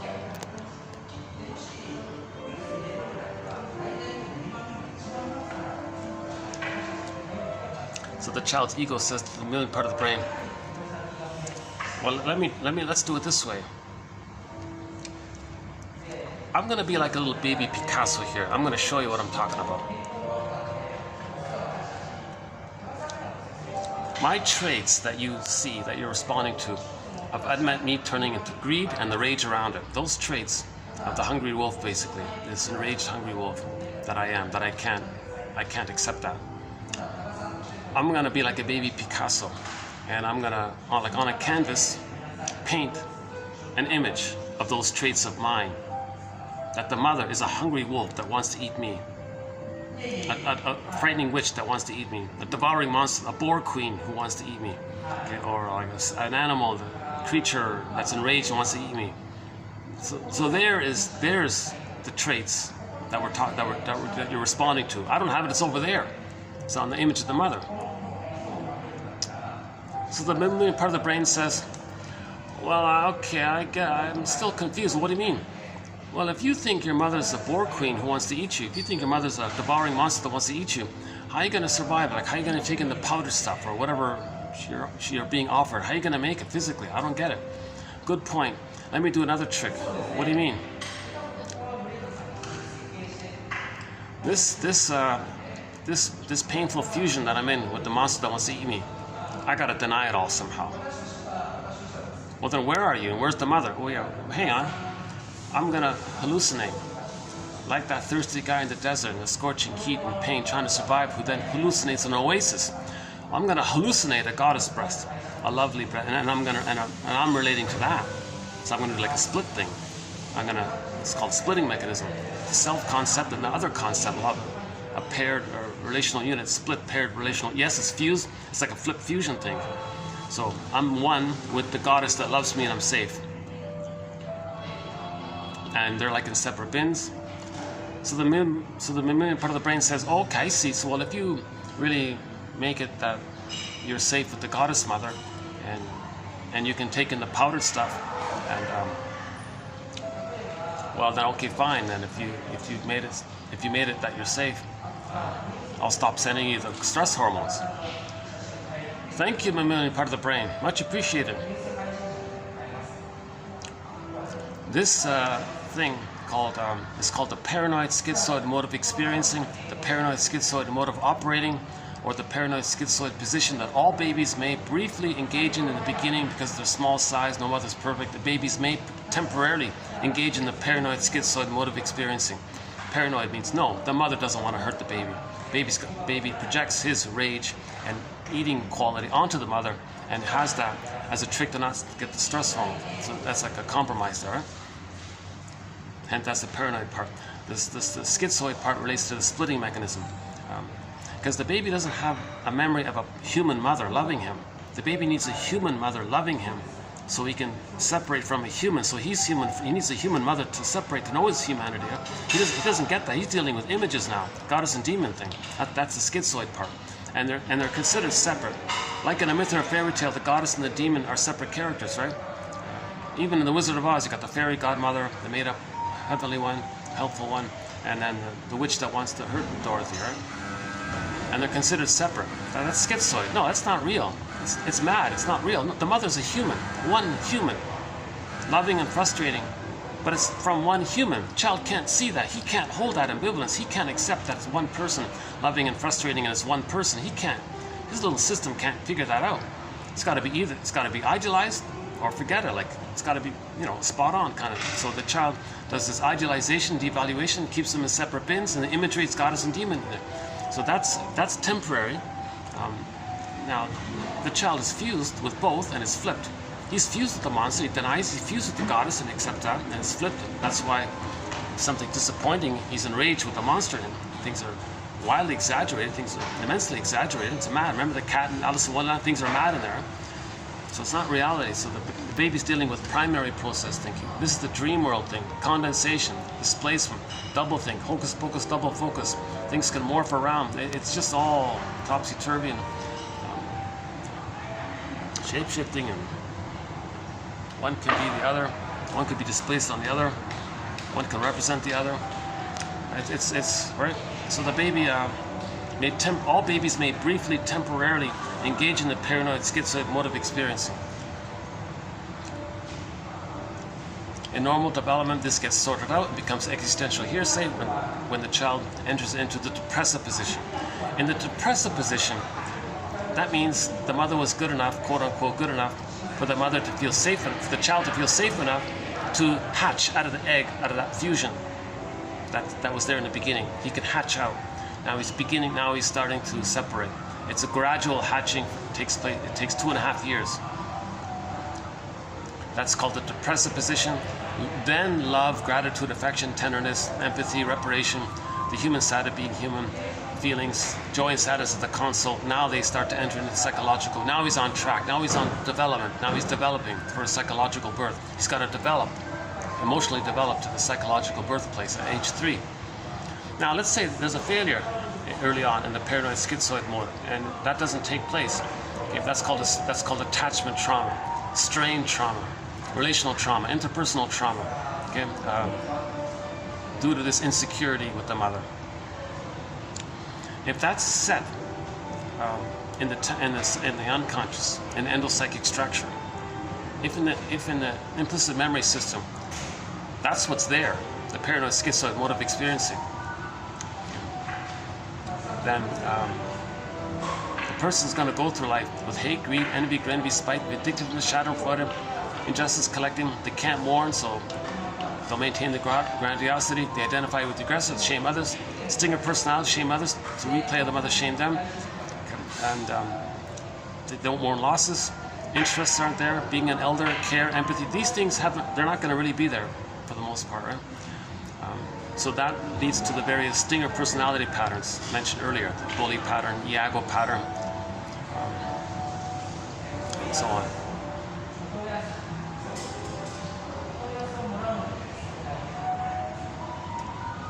If the child can hold on to his soul post 18 months, Okay, let's back up. So let's say the child does get his egg needs met, does get his merging needs met, his symbiotic needs met. Let's say that's okay. Then the split image of God and the demon come together. The child has an image of a human. Then he feels safe to separate. Okay, so 4 to 5 months he starts to hatch. So 4 to 5 months to 18 months, he enters into the mirroring phase. So the mother first served as a symbiotic object for the baby in the first 4 to 5 months. Okay, so mainly reverie, attunement, the music, let the music play on. Mother meets the baby's needs automatically. Mother doesn't use the baby to meet her needs. Okay, that's huge. Mother is there to meet the baby. Emotional feedings for the baby. It's just one way. Baby owes nothing to the mother. It's not the baby's job to save the mother. It's just one way. Okay, so let's say that takes place in normal development. Then the child can hatch out. 4 to 5 months to 18 months, the child's got to see that the mother's going to be okay with him being separate from her. Baby looks in the mother's eyes. Are you okay that I'm gonna be a me and not you, and not an extension of you? I'm gonna be like a person, like in my own right, with my feelings and needs and my gifts, and I'm unique, nature's greatest miracle, and I'm a little different from you. I'm a person, and every person is their person. Everyone's unique, nature's greatest miracle. Okay, every snowflake is different. Whatever you want to. Every fingerprint is different. I'm gonna be my uniqueness. And child's got to see that the mother sees, and that the mother's thinking, in effect, geez, nature's greatest miracle. This person is himself. Never in all of history was there ever anyone just like this child here, my child, this child. Never in the future will there ever be anyone just exactly like this person. This is unique, it's rare. When something's rare, it's valuable. That's the Augmandino's poem, Nature's Greatest Miracle. Child sees that. That's his memory of it. That's set in him. Then he sees himself like that. So if the mother accepts him, he's going to accept himself, because the baby's brain is malleable. He's laying down the neural circuitry based on the human interpersonal relationship. So human connections lead to neural connections. So in the first 4 to 5 months, if the mother soothes the child, the memory is there. It's set in him. He soothes himself. Mother sees, feels, hears, etc. the child. Has this positive acceptance, regard for the child. Memories, he has that acceptance and positive regard for himself, called self-esteem, because he's got a self now. He needs that kind of relationship to have that sense of self and the self-esteem that comes from having been loved. 4 to 5 months to 18 months, as the mother see that he's going to be separate and he's starting to have this uniqueness. Now, during that time, the grandiosity is still there. The grandiosity is still there. Him thinking that he's a little god, like he was in the womb, that's still there. It's slowly going to start to dissipate, and it finally mainly dissipates at 18 months. So 4 to 5 months to 18 months, the mother serves as somebody who doesn't rebuff the child thinking he's Superman, the child thinking that the world is his oyster, the child thinking that he's going to have this love affair with the world, that everything is for him, he's a little god, he owns the world. The world is my oyster, he owns the world, he owns everything. Okay, that the infant thinks that. Now if he's not rebuffed there, just let that run its course. At 18 months, a developmental milestone takes place, roughly. The child gets the reality that he's not a god. It's not just all about him. That not everything is just there, just special to serve him. Like, whoa, he's not this magic special king or something. He's not a magic. He doesn't create everything with his thoughts. Omnipotence of thoughts. Not everything's there. Not everybody's there just to serve him. And others have feelings. Okay, whoa, this is like a recognition. This is developmental accomplishment at 18 months. Now, enter Walt Whitman's famous poem at 18 months, when he recognizes that he's not a god and everything is just like a plaything for him or something, whatever. At 18 months, now Voyager. The baby's going to be a Voyager. Now Voyager, explorer. He's going to be like a little explorer, because he's exploring now. When he was a god, what's there to? He doesn't explore anything. He just plays around, right? He just has this glee that he owns everything. The world is like a little ball. This is my ball, and that's all it is. It's very simple like that. But now it's a little more involved, right? More reality here. 18 months, child goes, okay, I'm a person. Oh, I see others are people too. Okay, wow, I got a lot to learn here. Walt Whitman. Now, Voyager, seek thou forth and find. And there's a movie called Now, Voyager, where the daughter and her mother were enmeshed. The shrink came in, separate them, and then he said to the daughter, okay, Betty Davis, now Voyager, seek thou forth. So 18 months onwards, the child's going to be a little explorer. Now the mother functions more as a secure base, meaning when the child explores and he finds something, learns some, has questions and all this, now he's going to be scared. He's not fully there yet. He's not fully autonomous yet. He doesn't really know himself yet. Seek thou forth yourself. He's searching for himself. He didn't find himself yet. He hasn't reached that place yet. He just sort of separated from the mother and starting to know himself. He's in that midway place called the rapprochement phase. So so as the child's exploring, when he freaks out, he'll run back to his mother to know that she's still there. The role of the mother, she functions as a secure base, saying, I'm here. You can cling for a few minutes, whatever, feel safe, calm down, I'm here, you're safe. The child goes, oh, okay. He explores further, freaks out, runs back. Mother says, I'm here. Sometimes the child has questions. Mother does creative improv, communicative matching, matches the child's learning and all this. Child sees the child sees that the mother's okay with his developing autonomy, that he's not really going to need the mother at age 3. The child's got to see that the mother's okay with that. The child's got to see that the mother is not using him. The child's got to see that the mother doesn't need him in that sense, right? The child's got to see that it's not his job to save the mother, because he'll try to save the mother if the child thinks that the mother wants that. During the rapprochement phase, the mother's not supposed to rebuff the child. If the child explores, if the junior toddler explores, and the mother freaks out, and the child was safe, and the mother screams at the child, okay, he'll be fixated there. He won't really complete the developmental process. He'll be afraid to know himself, because to know himself means the mother's screeching, and he'll be afraid of that. So the mother's got to be kind of realistic here.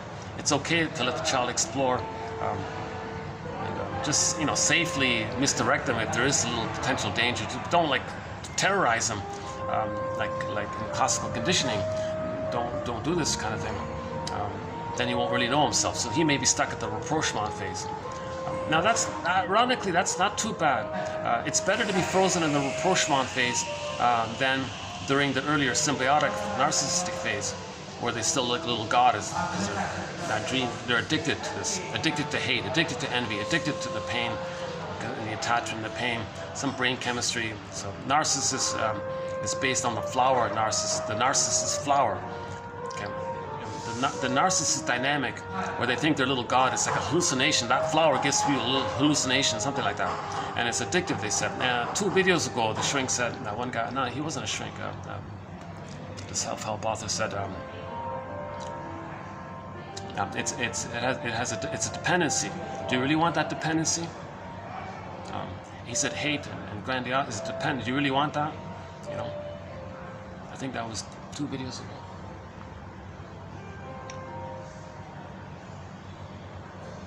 Okay, I guess we're doing okay here. It's very rare for me to be the one who might be disturbing someone else. Because usually I'm the one who's, oh boy, when are they going to get off the phone kind of thing. It's very rare and I feel a little mindful about that. Hopefully it's okay. Okay, they're a group, they're all intimate with each other, so they're happy with each other. Yeah, okay.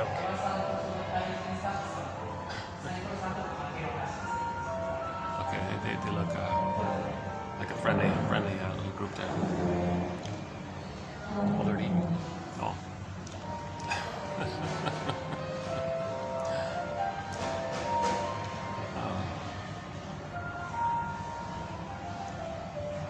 I don't think I'm that loud to disturb a group to want to leave. I don't think so.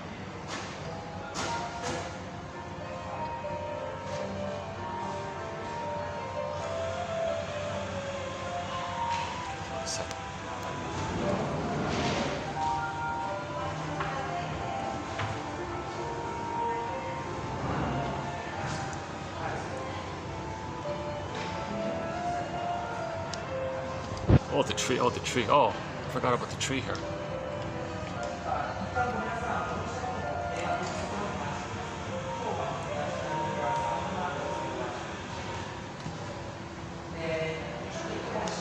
So let's say the child does go through that developmental process called the separation individuation process. So the first part of that phrase is the separating part. Okay, and then 18 months is more about the individuating part, knowing himself, how he's unique, what his interests, his curiosity, and he has his feelings now. He's safe to have his feelings. His golden ball is going to be there. So at the age of 3, he's considered to be more or less psychologically born. There's no perfect psychological birth, Klein says. But mainly, for the most part, he's got 3 years of memories bundled up around the theme of an other who was there for them. The mother met their symbiotic needs, mother met their mirroring needs, mother met their secure base needs, mother met their rapprochement, communicative matching improv needs, and the child saw that the mother's okay with their separating, individuating, and them being themselves. Okay. We're not talking about separating like physically. People can still live in the same apartment, the same condo. We're not talking about like physical thing. We're talking about like inner area, right? The concept of the self is separate from the concept of the mother. We're talking about inner life, right? We're not talking about like physicality. Right? That's especially needed if people are confined in one small condo or something, an apartment or something. You're really going to need that psychological development, because if they don't have it, there'll be a lot of bickering going on, right? Replaying and the stress of, I guess. So the child has in his brain a structure of the mind called the holding interject, or the soothing interject, or the internalized good object, or object constancy, and it becomes a part of him. Okay. So this leads to normal development of I'm okay, you're okay. That's normal, natural development. Joy runs the console. Now they know their interests. They have the capacities that the real self part of the self kicks in for them. Meaning in relationships, they're not going to repeat the past in the present, hoping that somebody in the present can be the good mother that should have existed in the past. Okay, so now they're not going to transfer the past to the present because they got the golden ball. They can enjoy the present.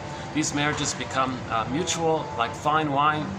And go to the last video, the first quote, beginning with elderly couples, that first quote, and then the other one about whole object relating. In whole object relating, there's creativity and delight, new things. It's always fresh, spontaneity, because everyone's growing and they're making new discoveries with their mutual sharing. It's called double happiness, they call it. His happiness is shared with the other, their happiness is shared with yours. It's not based on a battle of who should play the role of good mother that each of them needed in the nursery. Those marriages become like sour milk and rust out and burn out, or maybe devitalized at best. So you want whole object relating, because in whole object relating, joy is at the console. That means they're in the present, they make sense. The real self capacity allows for spontaneity, creativity, this kind of like play in this little middle field there, like the two of them create like a play field between the two, and then little ideas come out. So-called transcendent function they keep talking about.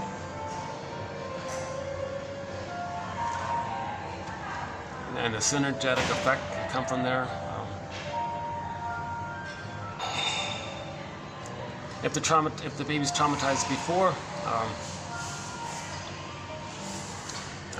4 to 5 months, that's mainly the bully pattern, the Iago pattern, lower functioning BPD pattern, and those more other disturbed ones. If they're traumatized before 18 months, where they are merged with the mother, but they can't leave the mother, that's the narcissistic pattern. Again, for those various stinger personality patterns, they identify with the aggressor and replay the trauma by doing to themselves, but where are they? They rejected themselves. Their flawedness, unconscious shame, guilt, no good.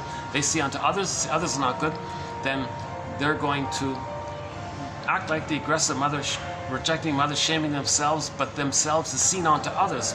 So they're the stingers, because they're going to shame, hurt, devalue, criticize, blame, say negative things about others, replaying how the mother did that to them from their perspective. Okay, that's how the record is being played. So hence the stinger personality patterns. Okay, so the mindset is I'm okay, you're not okay. But when they say you're not okay, they're talking about themselves, seen onto others. And when they say I'm okay, it's this dreamy, illusionary thing that they're a little god. They're operating from that. Okay, now to stay safe, they got to act like the mother, shaming them. But them is seen onto others, so they shame others to stay safe with the mother because they become a caricature of their mother. Like they become, so they're fused with the mother. So of course they're very angry with this, to be a mama's boy or something like that, right? So a lot of these they're mama's boys. The bully patterns, the Iago patterns, narcissistic pattern, they're all mom. They couldn't leave the mother. A child can only leave the mother and know himself if he's loved by her. If he's not loved by her, he can't know himself. And if he's not loved by her, he can merge with her, looking for her, hating her, being her, all that complication with her. You know, and very, very dramatic and all this, right? All these kids playing these violent video games, basically in that area, I think.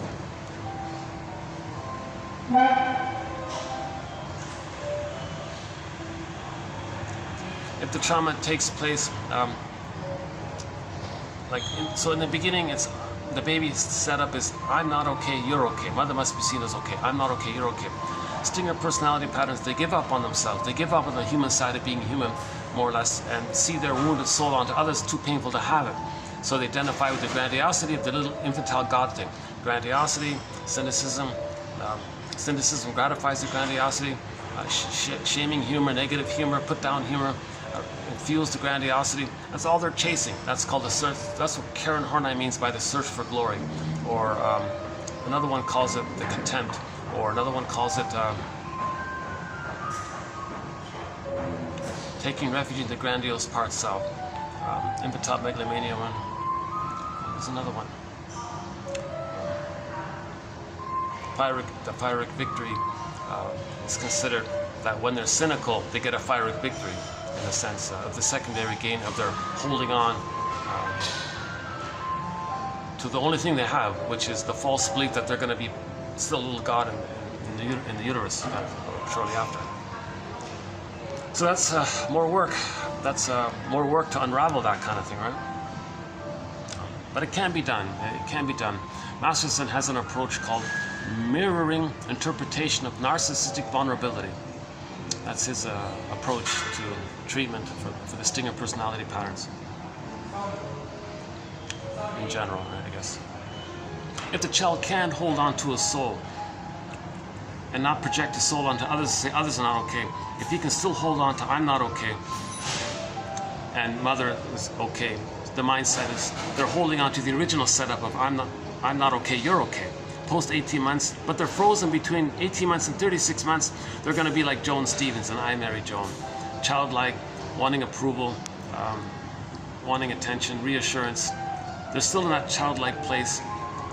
They're afraid of their full independence. It's funny because they can, but they're afraid of it. Like Joan Stevens, smart lady. The character is very smart. She could do things, but she keeps sabotaging it. And she creates drama around it because she's afraid of it as a defense. So those are the clingers, the pleasers, the caretakers. So there's a painful collusion taking place for them because they say, I'm not okay, you're okay. They look at the stingers, and the stingers say, well, I'm okay, you're not okay. If the clinger marries the stinger, huge mistake. Because the clingers superimposing their template. They see the world through the spectacle lens, the temporal spatial spectacle lens of I'm not okay, you're okay. They superimpose that onto the stinger. To do that, they do a thing called sweet lemons. They'll distort the reality that the stinger is acidic and hurtful. And oh, they're sweet. They're not sour, they're sweet. Now the stinger is thrilled at this arrangement because they say, well, of course. Now they have somebody to shame. In the bully pattern, someone to control. Iago pattern, somebody to damage. The goodness. So the stingers are married to mom. All they want to do is be like the mom, doing to themselves seen into the clinger, shaming the clinger to replay how the mother shamed. That's their attachment to mother, so they're married to mom. Now the clinger is spending 6 to 7 years on average, they say, trying to save Like in the beginning, the baby was trying to save the mother, protect the mother, cure them. So the clinger pleases, they're trying to save, heal, got to figure out some way to help this person and all this. Stingers, they say you're a fool, and because you're so foolish, you're a sucker, and you deserve to be treated badly. That's their rationalization, because they're in this compulsion to reenact how the mother treated them badly. They want to treat the clinger badly. Okay, so they're stuck there, so they'll create excuses. You're a fool, you deserve it. They'll have these very negative, sadistic kind of slogans around it, right? So the clinger tries again and again. Finally, after 6 to 7 years, oh my God, they finally get so much pain around it and say, this, I can't believe this. This whole time, again and again, I've been nice to them, helping them, doing what they wanted, taking care, saving them, and the whole time they've been hating me and shaming me, and they're cynical about me, and have contempt for me, and they want to hurt me and damage me, and they're getting their pleasure from that. Oh my God. They leave and write a self-help book called Codependent No More. Codependent No More. Because they were stuck with that template of, I'm not okay, you're okay. They didn't get to the place of where they're okay, where they feel okay. They're still hoping for someone to be a good parent for them. The stingers be a good parent for them? Are you kidding? The stingers are the enraged, revengeful, vindictive, infantile God thing, wanting to hurt others. And the clinger think, oh, they're going to be the good parent. So that, again, that's called sweet lemons. They're going to take the sour and say it's sweet. They just lie to themselves to maintain that script. I'm not okay, you're okay. That's why it takes them so long to realize that they're dealing with a false belief that they created when they were traumatized during the rapprochement phase, when they were a little child and wanted to explore. The mother screamed at them, said, don't do that, don't touch that. Or 90% of that, 90% of the mother's hysterics, part of that is that the excuse is, oh, for your safety, but what she's really doing is this. What she's really doing is this. Let's dig up one of our quotes in today's collection here. What she's really doing is this, as explained by Masterson, one of our mentors here. The mother's withdrawal of her libidinal, okay, life force, her love, her maternal support. The mother's withdrawal, it's like you know, I'm gonna punish you, I'm not gonna feed you. I'm gonna reject you. That's her withdrawal. The mother's withdrawal of her libidinal availability at the child's efforts to separate and individuate produces a developmental arrest, stunted development, at this rapprochement subphase of development. Okay? Between 18 months and 36 months, ballpark. Now, this arrest of development, or this fixation, occurs at that time, because the child's individuation constitutes a major threat to the mother's defensive need. The mother has a defensive need to clinging, demanding, clinging. Okay, the psycho film, right? The mother's clinging to her infant. Okay? The mother is parentifying the baby. The mother can't let go of her teddy bear. The baby's her teddy bear now. Okay, so that's why she's doing this. And so that's why her clinging needs and her fear of separation from her mother, i.e. her baby being her mother, that causes her to withdraw her motherly duties. You see? So the rationalization, the cloak to hide this. Oh, I'm just protecting the baby. Mother knows best. Got to protect the baby. Dangerous to touch that thing. Could be germs. Give me a break. 99% of that is the mother doing this kind of thing. I'm not trying to blame her. We're trying to understand her. Why would she do that? She didn't receive enough love for her to separate individuation. It's called intergenerational trauma. So this leads to forgiveness, this whole area. Repetition compulsion, a strong tendency to repeat particular forms of behavior or go through a specific type of experience, no matter how unpleasant or distressing it may be. Very, very distressing and painful for her, for the child.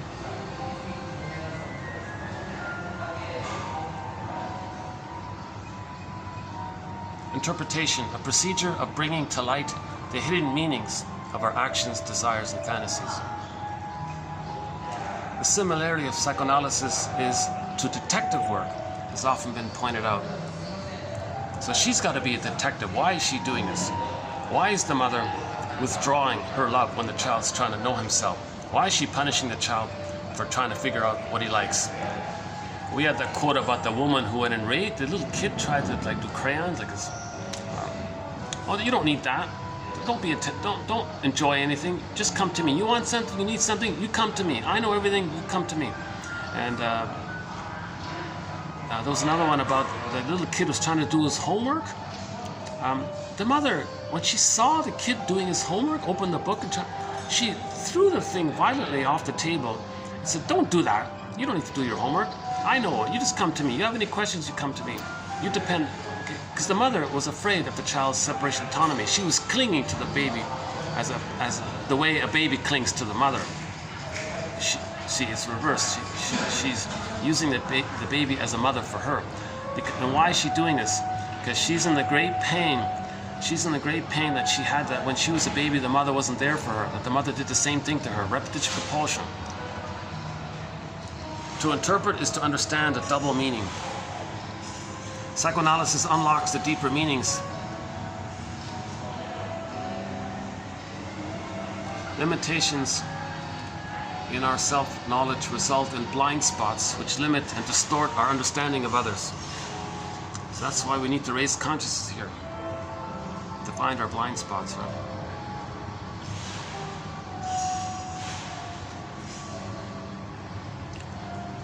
So we'll finish the quotes here in a minute. Hold on a second. Let me finish up with the stinger and the clinger. That's considered a collusion. The stinger and the clinger, that kind of dynamic. Okay. Now, the clinger might say to the stinger, "Something's wrong here. Let's go to therapy." "Oh no, stinger, no way. Forget it. You kidding? You kidding?" The psychotic pocket, the self-saboteur springs up. The sabotage, no way. No way you're going to drag me into a therapy process. Because that's going to bring up those original fears. And the only way to bring up those fears is through some kind of safe container or some kind of ritual. That's why people had rituals to contain these kind of painful emotions. We had song, dance, and ritual. We broke all those song, dance rituals. Right? We broke them. Why did we break them? Song, dance, and rituals needed to heal. Right? We can learn a lot from indigenous people, our cousins, us, our brothers and sisters, who held on to rituals, talking stick, circle, call in the directions, do like a smudge thing, create the intention, call in a prayer, call in the ancestors, say, we now set the intention that we want to feel safe and face something here, and they have this little protocols for this, and they all know about it, and they're conscious of it. So they had that kind of ritual process, you see. So going to the therapist once or twice a week, whatever it is, that would be like a ritual process. And in the therapy room, the therapist's job is to create that safe space, that ritual space. Right? But the stinger is going to rebel, is enraged at that. No, you got to trust it. These guys, they've been through it. They know about it. They studied ritual space. They can create it. Psychoanalysis is basically similar to the leaders of the talking stick circles, the shamans and all this.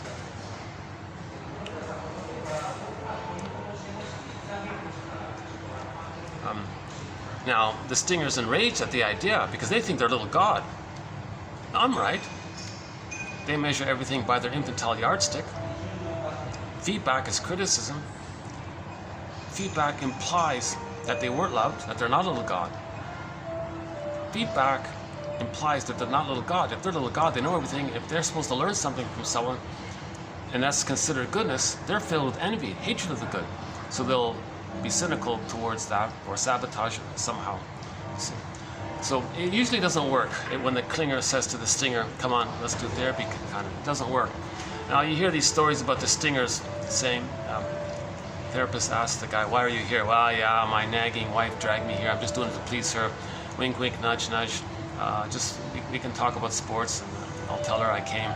Okay, that therapist, no, that's not what this is about.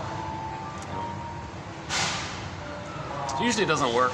So the clingers tried. They tried to save the stinger. You know, they tried to persuade the stinger to go to therapy. They'll refuse it. They're very resistant to this. They're very resistant to facing the greatest hurt of all. The greatest hurt of all. Mother failed me. They're very resistant to that because they become the shaming mother. So they're failing themselves, failing others to replay the mother failed them. That's all they know, and they're addicted to it. Okay. So in the Iron John story, the golden ball was in a cage. The cage was locked. Where's the key? The key is under mother's pillow. To get the golden ball, we got to understand the mother's unconscious. It's under the pillow. Something's under, it's unconscious. The key's under the pillow. Okay, there's a secret, unconscious secret with the mother that caused the person to lose their golden ball. Hence, they became a stinger personality pattern. They got to get that key. They got to understand what the mother did to them. Okay. Like Masterson's quote here, this one, the last one here, 26, the very last quote in our batch here. The last one in 2663, that one there.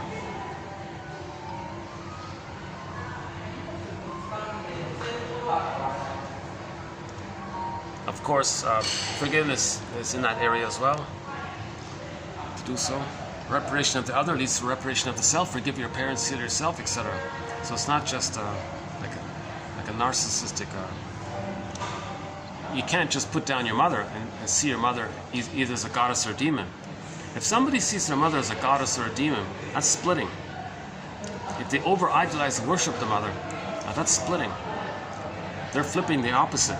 The opposite is the truth, but it's too painful. But to stay connected to the opposite, stay connected to the truth, they communicate it in its flip form with the splitting mechanism. Okay, self and other are fused. Okay, part self fused with part other. Okay, the devalued self and the devaluing mother are fused. It's split. That's the relational unit split. You got another fused split unit of the idealized self fantasy with the goddess loving them. Okay. So if the mother's amazing and I feel special with the amazing mother, okay, that means you're denying the splitting. You're using the splitting mechanism. So the goal of healing is to see the mother as a person that caused that splitting. We want to resolve splitting. We got to find the third side of the coin. The third side of the coin is that place where we see the two sides. It welds the two sides, it holds the two sides. In yesterday's quote, the metaphor was, imagine a house that holds a lot of things. Parts you might not like, parts you like, but you like the whole house. The third side holds the whole, makes the whole coin exist, right? The third side, you need the third side of the coin, kind of thing. So the forgiveness leads to that. In the process, that process is called the working through process, the mourning process. It takes 20 years on average to forgive the parents, to see them as people. They had hopes and dreams, Bruce Springsteen said, didn't pan out, still some blessings. Get a balance. They're traumatized. Understand trauma. You understand trauma, that's forgiveness. Okay? Understanding, recognition is called empathy, okay, as well. Empathy, understanding leads to forgiveness, and you heal yourself.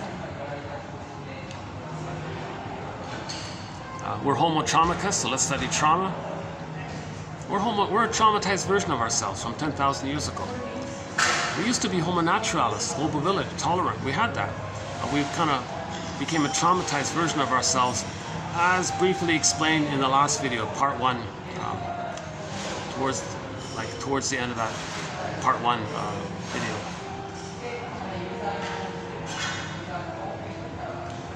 So I talked about Homo botoensis, the evolution to Homo sapiens, and then we became a traumatized version of ourselves 10,000 years ago.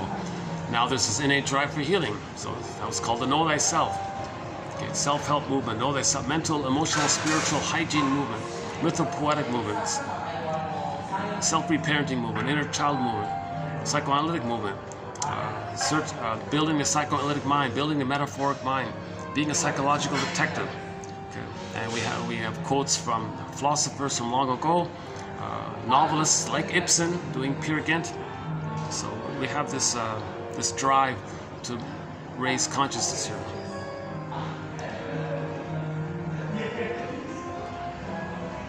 maybe I'll do the rest of the quotes here. Okay, this first one here, 2662. I think this is a very good quote by James Grotstein. I like what he did. I like what he did here. Let me read it 2 times to hopefully convey this recognition of transference.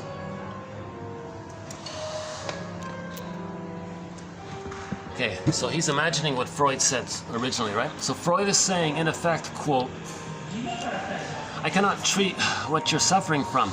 You must enter psychoanalysis and allow a fiction to occur. Okay? In therapy, you're going to allow a fiction to occur. A psychodrama, a theater thing. You're going to allow a fiction to occur. Okay? It's a fiction. The present. You think the present is the past. You're recreating the past and the present. What you see in the present is a fiction. The present isn't the past, right? But you're going to create this fiction, a fiction or fantasy in which you may rent my image, so as to let me be thought of as any and all of the principal persons in your life, especially your mother and father, and even yourself. You will develop many feelings toward me, from positive to negative, and I invite you to say anything about yourself or me. In what happens here between us, we shall be able to observe and experience the truth of your life in what is repeated and co-constructed here, you and I. You see? Again, Freud is saying in effect, quote, I can't treat what you're now suffering from, this unlived life, this repetition compulsion. You got to come into therapy here and allow a fiction to occur. A fiction or fantasy in which you may rent my image. So Freud is saying, I know you're not going to see me for who I am. You're just going to see me as yourself or your mother or father or whatever. You're going to rent my image, so as to let me be thought of as any and all the principal persons in your life, especially your mother, maybe your father, and yourself. You will develop many feelings, okay? The feelings you had in the past, the need for love and the pain with the mother. This will all come up and be reenacted. Okay, so you're going to recreate all this. Because of the pain you're feeling, you're going to recreate it, searching for a narrative of truth. I invite you to say anything about yourself or me. So just go ahead, recreate it. Let me see it. Let us see it. Let us see what happened in the nursery. Recreate it. Let's observe it. Okay. In what happens here between us, we shall be able to observe and experience the truth of your life in what is repeated here. You see? So he's very this quote really makes it very conscious. You're gonna recreate this thing. So go ahead, borrow my image.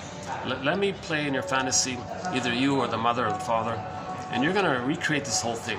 So one shrink, one time set to a client. What you're doing here, I think you're trying to communicate amnesic memory, experimental recollection. You're trying to remember what happened by this acting thing. You're acting because you can't remember. You're trying to remember, but you're remembering through your actions, action line, you're acting. So I think you're trying to tell me what kind of mother you had and how it felt being with her. You're putting me in the role of you. You're acting like her, getting me to feel how you once felt with her, and you're showing me how she was because you're acting like her.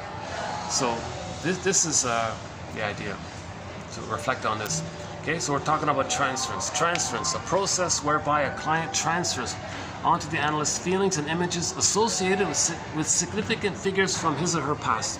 More generally, the propensity individuals have to relate to important figures in their lives, okay, in ways which repeat earlier relations to parental figures. Transference gives the analyst direct knowledge into the client's past relationships. Okay, so now the therapist has knowledge of the past because the the client is orchestrating the past and the present. That's how we're communicating what happened to us. We don't have language for it. Once we have language for it, that's called narrative medicine, and we heal with language. The seminal characteristic of transference, and the one which provides vital leverage for psychoanalytic interpretation, is the repetition of earlier emotional experiences. The client doesn't merely recollect these experiences, but actually relives them emotionally, redirecting many feelings like love, hate, fear, anger, envy, etc. onto the person of the analyst.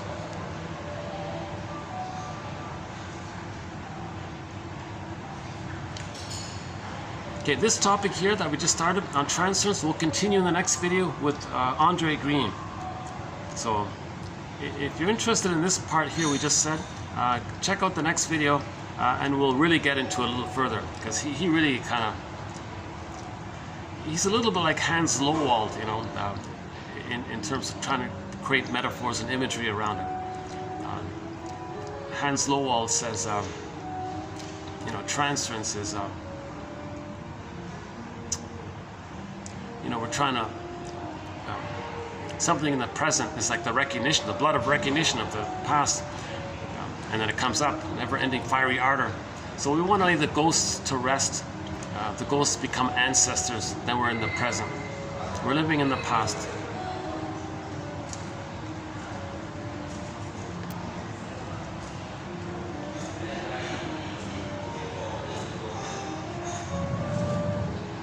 So again, in the present, either people in the present are seen as the parents, and you interact with people with that belief, hence putting a pressure on others. There's like a, you want to induce them into a role response called role responsiveness by Joseph Sandler, also discussed recently. Sometimes called role suction. You want them to be sucked into a role that you're giving them, push them into a role, see them as if they are that role that you gave them, and then interact with them with that belief that they are that thing that you assigned, the role that you assigned them to. That puts a pressure on them. So you're trying to recreate the past by distorting the present, seeing people in terms of characters in the past, usually yourself or the mother or the father. Usually the issue with the mother is transferred onto the father. So sometimes it's the father, often it's the mother. Now sometimes, yeah, it is the father. Sometimes there's a blurring of the two. Some character can embody both. It can fuse, and one character can represent both parents. So that's why it's like that.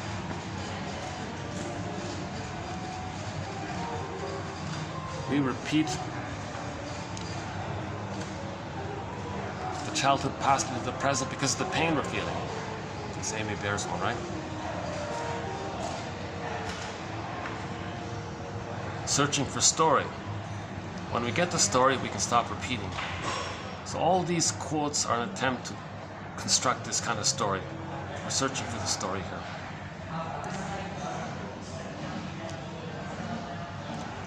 Okay, what's the difference between illusion and delusion? Okay, just some terminology, so a little bit of a terminology here. So what's illusion? What does he say here? Illusion, a type of idea which is characterized by its wish-fulfilling qualities. A type of idea which is characterized by its wish-fulfilling qualities.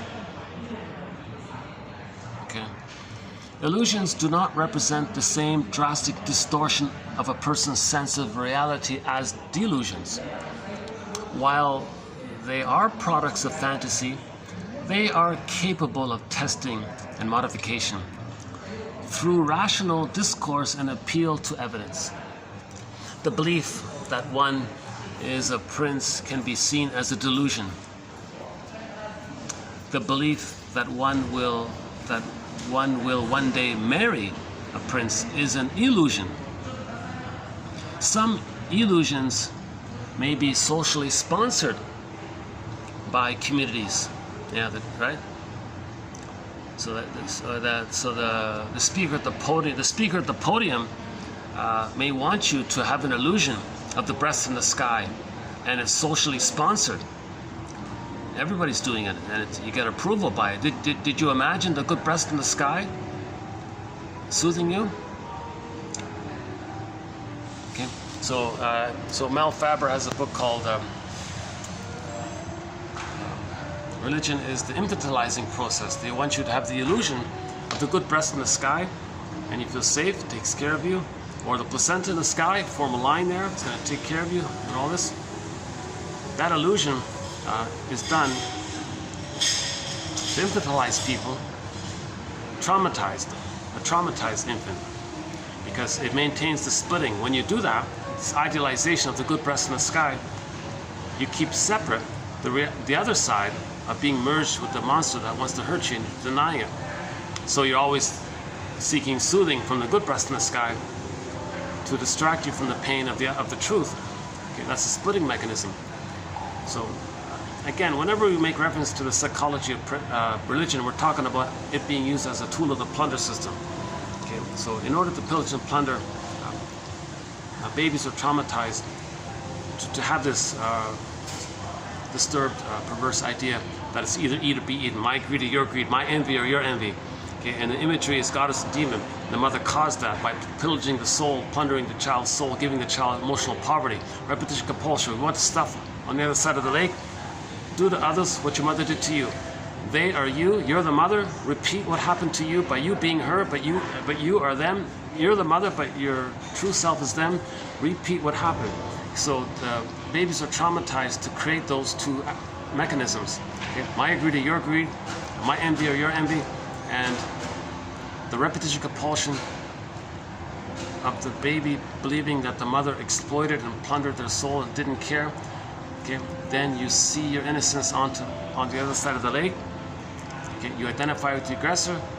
You replay to stay safe with the mother, attached to the mother, because you're still loyal to her, because you're being her.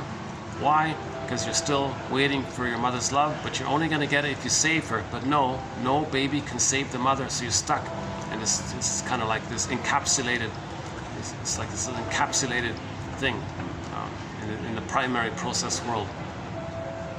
And doesn't link up to secondary process because the binding is so tight. Yeah, tomorrow's video, the binding is so tight. Okay, so when trauma, there's like a capsule there, and it's repeating it. This capsule is still there, and the capsule is guarded, and this capsule is always afraid to see the present and be healed. We're afraid of healing, you know. So that can be called the self-sabotaging healing. Okay, again, that capsule can also be called the psychotic pocket that takes place when the child creates an emptiness, a psychic void in the child's system, psyche, when the mother is psychotic. There's emptiness, the golden ball goes down. He loses his golden ball, his feelings, he freezes up, petrified, feels unreal. Trauma, repetition, compulsion. Mother caused that, so they're going to act like the psychotic mother. The psychotic mother doesn't care, doesn't know reality. This kind of stuff. So illusions are not as intense as delusions, because eventually you could say to somebody, so you think there's a good breast in the sky, really? Really? You think there's a breast in the sky? What are you talking about? The speaker at the podium didn't use the word breast. Okay, they didn't use the word breast, I get that. But could you describe the breast? What does the breast do for the baby? Oh, the breast. Oh my God. He's describing the breast, isn't he? And what does the placenta do for the baby? Oh my God, he's describing the placenta. That's the trick. So religion is a tool of the plunder system because it entrenches the prejudice. It entrenches either or thinking, my greed or your greed thinking. It entrenches the need to have an unhealed soul, and if it's unhealed, that reinforces the repetition compulsion to pillage outwardly, to replay how the mother pillaged them. So if you don't heal the people, they're going to keep on pillaging. Heal the people, we stop pillaging. See? So the plunder system doesn't want healing. So psychoanalysis has a real effort here, because when that comic came out in 1955, that was a huge effort. In 1955, a comic came out called Psychoanalysis to teach people psychoanalysis. Wonderful comic series. Thankfully, 3 years ago, it got digitized. darkhorsepublishing.com, in their mini search engine there, type in psychoanalysis. It's well worth the $20 or whatever it is now to get the 4-issue run of psychoanalysis. 12 therapy sessions put into comic book format, jam-packed with insights. The best introduction to psychoanalysis is that comic. It teaches repetition compulsion, overeating, the toxic masculinity, family systems therapy, unconscious guilt, and so much more. That's a wonderful introduction to psychoanalysis. But it only ran for 1 year, 4 issues. And from a few little comments I read online, maybe there was somebody put a clamp on it or something, or somebody kind of, maybe that's what the 60s was about, all the, just give people illusions.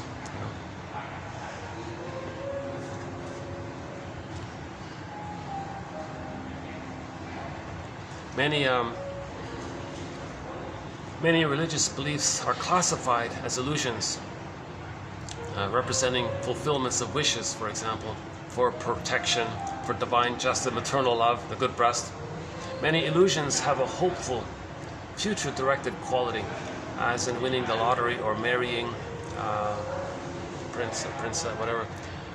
Illusions offer substitute gratifications for the discontents of life, but at times they can have a paralyzing effect, which only goes to reinforce these discontents. Okay, it's a shackle you don't need. Go to TQ 1203. I don't want to do the whole religious topic here. Go to TQ 1203.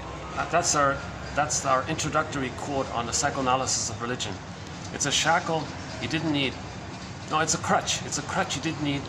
When you realize you didn't need it, you realize it was never even really a crutch. So when babies were removed from their mothers, they were traumatized. To prevent healing, get people to imagine a good breast in the sky, and not tell them that that's the splitting mechanism. Because if you don't know it's the splitting mechanism, if you don't know it's psychology,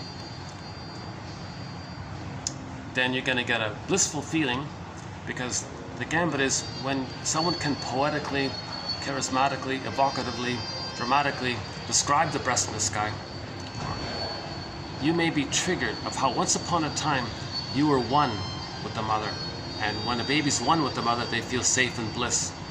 So it's a bliss, that's the paradisical feeling. So the gambit of religion is to give people a little glimpse of what they felt but forgot, amnesic memory.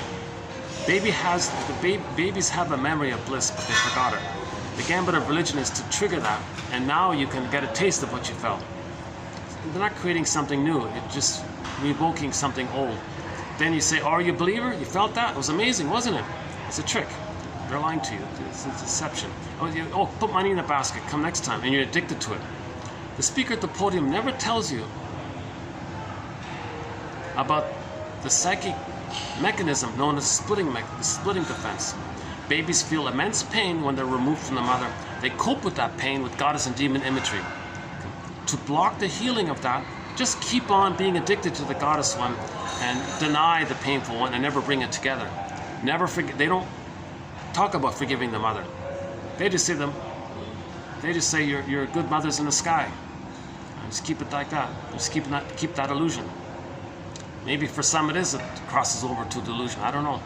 But generally speaking, religion is considered a wish fulfillment illusions. We're talking about the plunder side, not the victim side, right? So that's a whole one there. A good starting place might be Mel Faber's work. TQ 2118 might be a good place to start. If you type in just type in Faber, F-A-B-E-R, in the search engine here, you'll get his quotes here. In psychoanalytic terms, wish fulfillment is the realization of a wish or desire in dreams, fantasy, symptoms, illusions, or other mental and cultural phenomena which afford a substitute or symbolic gratification. So this phrase, wish fulfillment, doesn't mean you actually fulfill your wishes. It just means that when you're dreaming or have an illusion of the breast in the sky, or have some kind of fantasy that you're Superman or something, children might do that, that's called wish fulfillment. So wish fulfillment means you're fulfilling your wish in your fantasy. That's what they mean. So in the jargon of wish fulfillment in psychoanalysis just means you fulfilled your wish in fantasy. Okay. Then you feel safe, you get a blip of serotonin. When you fantasize and you feel safe, you get a blip of serotonin. So the gambit of religion is, if you see the good breast in the sky, and it knows you, it's unconditional for you, it's bountiful, it's abundant, it's powerful, it sees you, it knows you, there for you, always sweet, heavenly, and you go on, you describe the paradisical thing. You're trying to trick the paradise. That means if you get that trick, that means you feel safe. You get the symbiosis, the oxytocin, and the safety, and the serotonin, and the oxytocin. So you get that blissful feeling, the merging of the serotonin and the oxytocin. So when the child imagines he's Superman, it means he feels safe, he's one up. So he feels safe, he gets a blip of serotonin. So the fantasy and the wish fulfillment can trick the brain to send them a little blip of the chemistry if you fantasize that you're safe, right? So wish fulfillment, so we feel stress, so fantasize something, you feel a little better, people keep on doing it. But it can reinforce the problem if you keep doing it. So it's a question of degree, how much, when. Okay, it's still okay.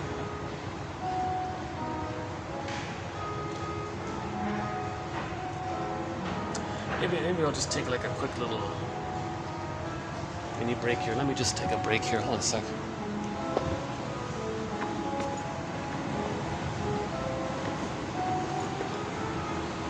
Yeah, that chair's not too comfortable. It's part of it.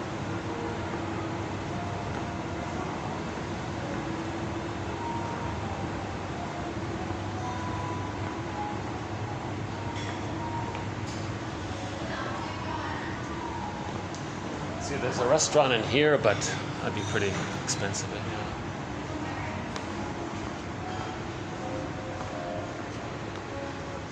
See, here's the main area, but it's too busy here.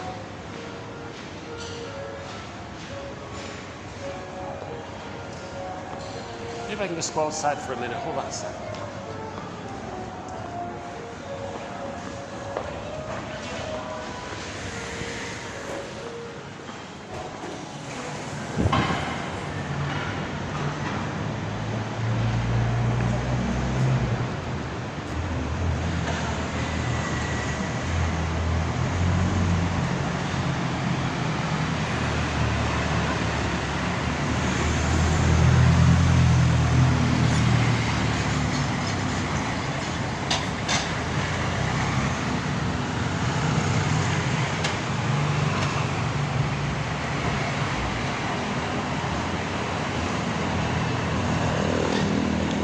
You know, this looks a little bit like the narcissus flower, eh? These little white flowers, right?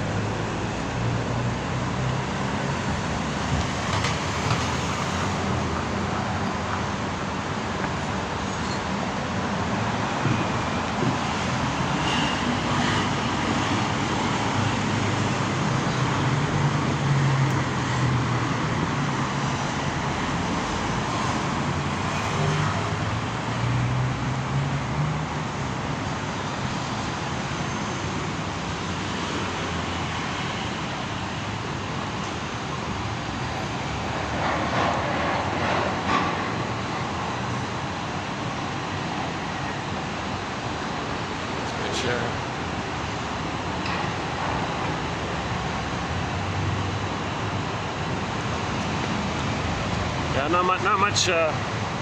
No, there's no backyard, just a parking lot. Okay, let's go back in, finish the quotes.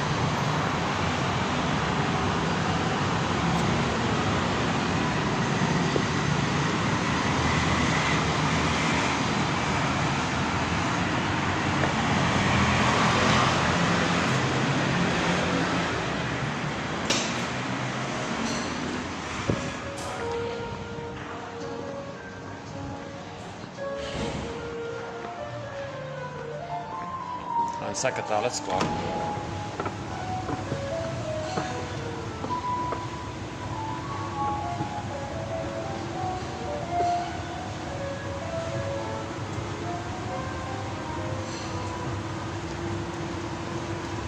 Okay, I think the trick is I gotta start coming here in the mornings before it gets busier.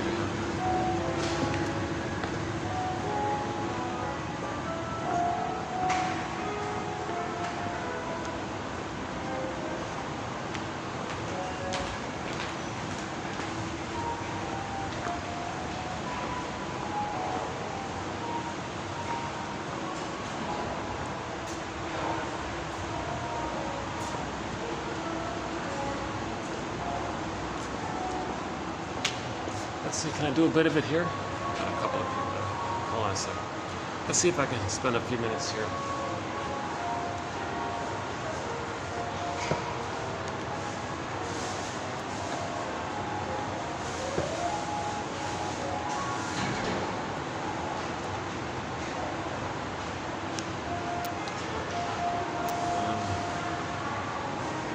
So the more traumatized the baby is, the more they're desperately going to use the desperate coping mechanism known as the splitting mechanism. Just see things in either or terms. Useful for my survival grade, not who cares. So the more traumatized the baby is, the more they're going to go through life in all or nothing. Useful or not useful. Either or. Perfect or forget it. It's a binary thinking. They put things into two bins, okay, and they're just in survival mode. When joy and sadness, when they were zooped away in the Disney film Inside Out, it was just fear and anger at the console. Disgust was mainly about distaste and dis-smell, sort of physiological area, which is also related to survival, right?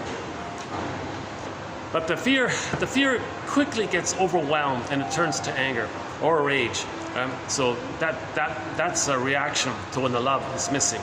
The feelings are missing. When the feelings are missing, when joy and sadness are zooped away, the reaction was the hate. Hate is not primary. Hate is not the basic emotion for a person. Hate is this disturbed reaction of the feelings being missing, and then now you're in survival mode, and that's the hate. Right? Hate is not primary. Joy is primary. Sadness is also primary. These are the normal animating emotion and all the range of feelings around the human side of being human. Affection, playfulness, care, empathy, understanding, learning and curiosity and wanting to understand, seeing the third side of the coin and searching for the two sides, searching for the third side that welds the two sides. And that third side of the coin, it's the circle, it's continuous, just like understanding. It's continuous understanding. There's acceptance, and it's a. Oh yeah, maybe we.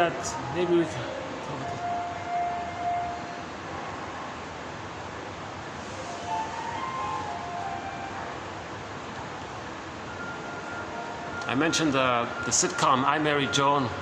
There's another episode in there. Some wealthy guy had a pet monkey, and when he passed away, he gave all of his money to his pet monkey, and some other relatives were arguing about this. So the judge had to. What should the judge do, right? So at the end of the story,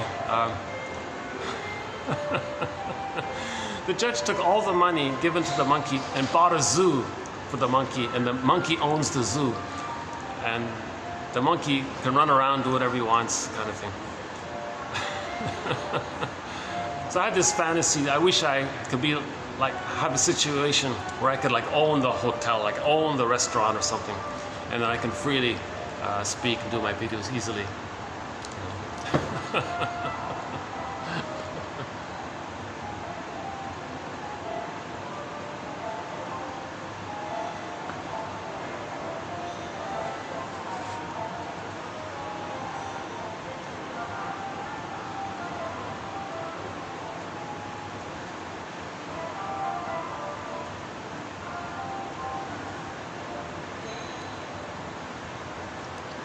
Actually, yeah, I wonder if I can do it here after all.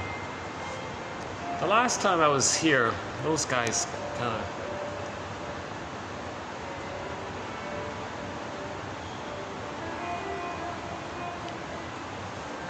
didn't seem to like it.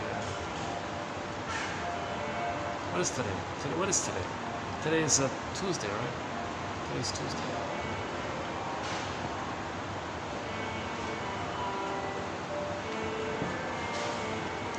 Okay, let's go down. Let's finish the quotes then.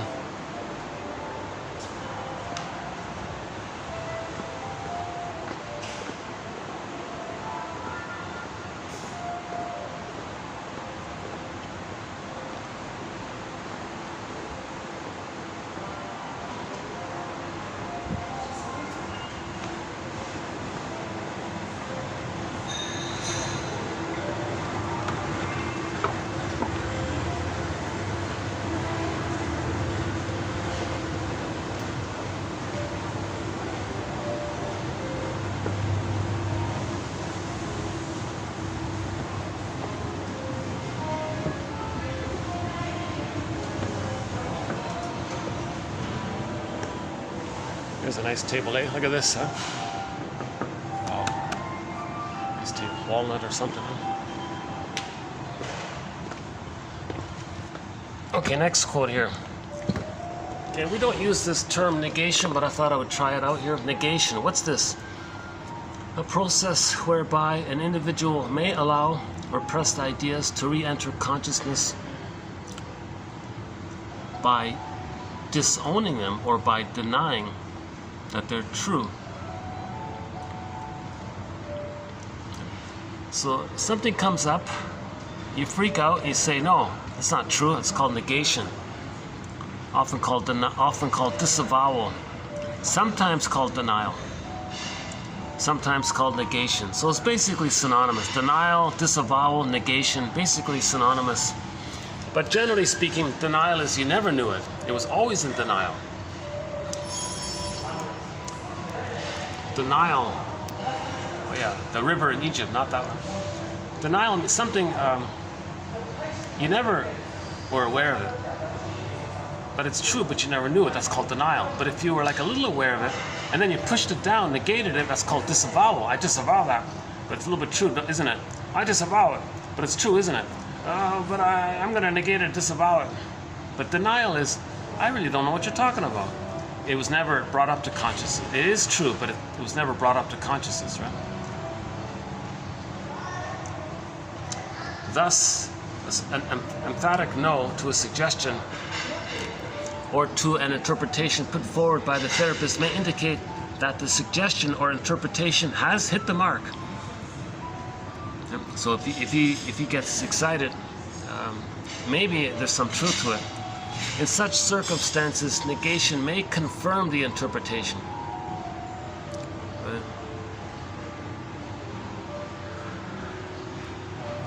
It is, however, a grave mistake to regard all instances of denial as confirmation without corroborating evidence. The process of negation is sometimes alluded to in the popular expression when someone is said to be in denial. Now, that last sentence is a little confusing. If they're in denial, they didn't negate it. In order to negate something, you gotta have like some kind of conscious, you gotta know what you're negating. If you're gonna negate something, you gotta know what you're negating. I'm negating it. If you're gonna disavow it, oh, I disavow that. You gotta know what you're disavowing. But denial, it was never brought up to your consciousness. That seems to be the general idea about it.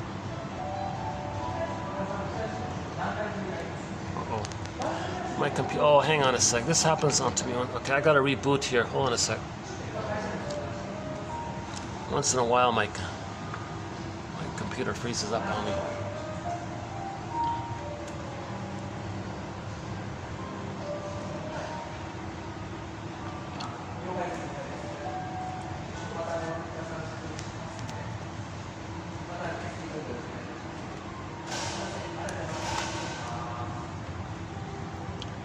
Oh, hang on, what's going on here?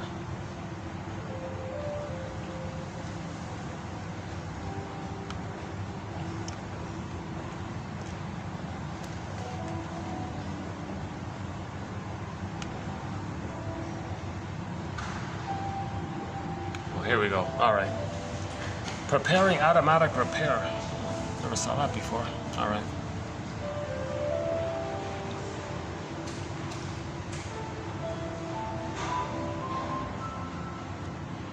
Well, I'm glad to have this new little tree here. That's nice, you know.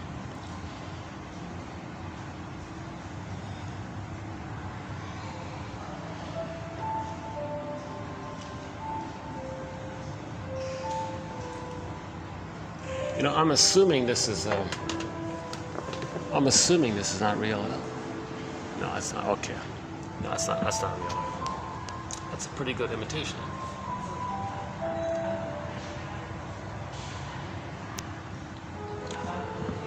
Technology, yeah. Somebody said that AI is maybe regarded as technology's unconscious. But who programs this AI? Those who have an unconscious. So their programming, maybe their programs may be created and be influenced by the programmer's own unconscious. Now their unconscious goes into the AI, which becomes technology's unconscious. So now technology has the unconscious. So, and AI accelerates. Yes. Oh, the computer's freaking out here on me. Let's try this again. Okay, hold on a sec. Speaking of gratitude, I'm very grateful to this trusty old laptop. I got it secondhand, and the guy at the shop said it was going to be like discarded or something. It was like this old, unused. It was a used laptop. No one bought it, and it was outdated. He was going to basically throw it, so he gave me at a real bargain price, and it's still been using. I've still been using it. That was like 15 years ago. No, not that long. Maybe 10 years ago. Yeah, roughly 10 years. Really? That long? So this laptop is maybe 15 years old. It's still hanging in there. Oh, here we go. So I'm very grateful to all those hardworking people who made this laptop. They did a great job.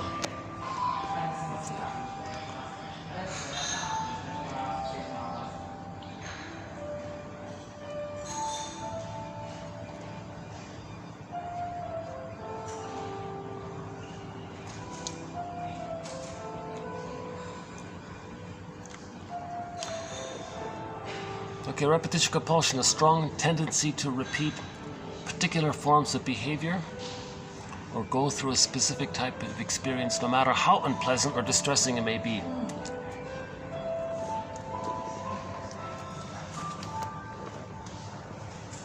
It's independent, it's this compulsion. It's going to replay it. One defense mechanism is known as making the pain pleasurable. Edmund Burglar calls this the libidinalization of psychic pain. It's called psychic masochism. That's how he's going to cope with the pain. How does he do this? He's repeating it as painful. But the repetition compulsion links them to the mother's pleasure, the attachment, safety. Okay? So the pain is going to be blurred in with the pleasure. That mechanism, the term Burglar comes up with is psychic masochism. The libidinalization, or the making the pleasurable of this displeasure with the mother. Mother shamed them, that's displeasure. Identifies with the mother, that's pleasure. So what do you,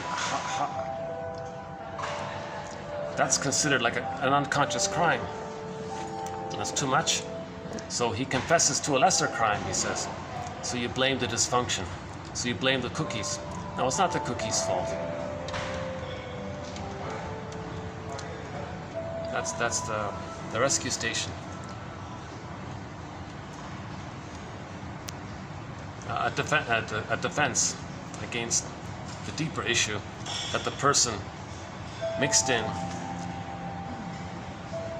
the need for pleasurable safety with the mother. And to get that, they blur it in with the pain with the mother, something like that. The client's realization that the symptom is an outcome of an unsuccessful repression or an unfulfilled desire may be enough to bring about the dissolution of the symptom. So this is, some people say this, I don't really buy this too much. John E. Sarno, he's quite a showman when he says this. John E. Sarno says, oh yeah, I give a lecture, I tell people that their back pain and that their physical discomfort, that's their infantile rage at the mother. Oh really? And they calm down. Oh my God, my back pain is gone. Oh come on, really? I don't buy it. So the physical symptom reveals and conceals the issue. So it's called conversion, water to ice. Water converts to ice. It converts to ice. Same thing, it just converted to ice. It's water. Imagine that for the feelings. Feelings like water, can't accept it. It converts into a physical thing. That's like the hardened thing in the body, like an ice.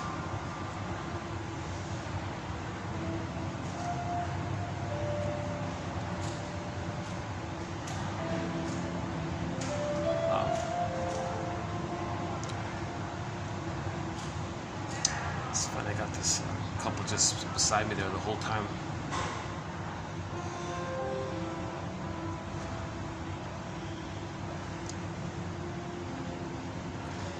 So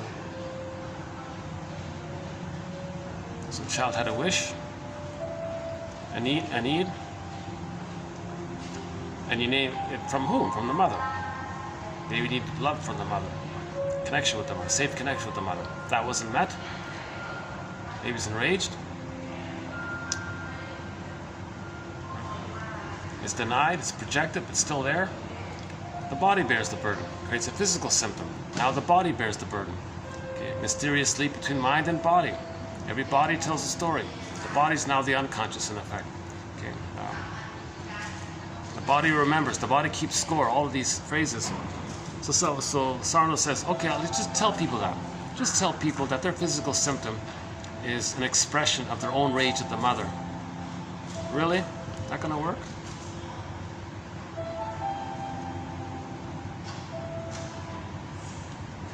So he says, just remember that when you were a child, you had a need, it didn't get met, and you were enraged, and your body is expressing the rage. Another guy says, people with very tense bodies, maybe there's a lot of anger. Woodman says that.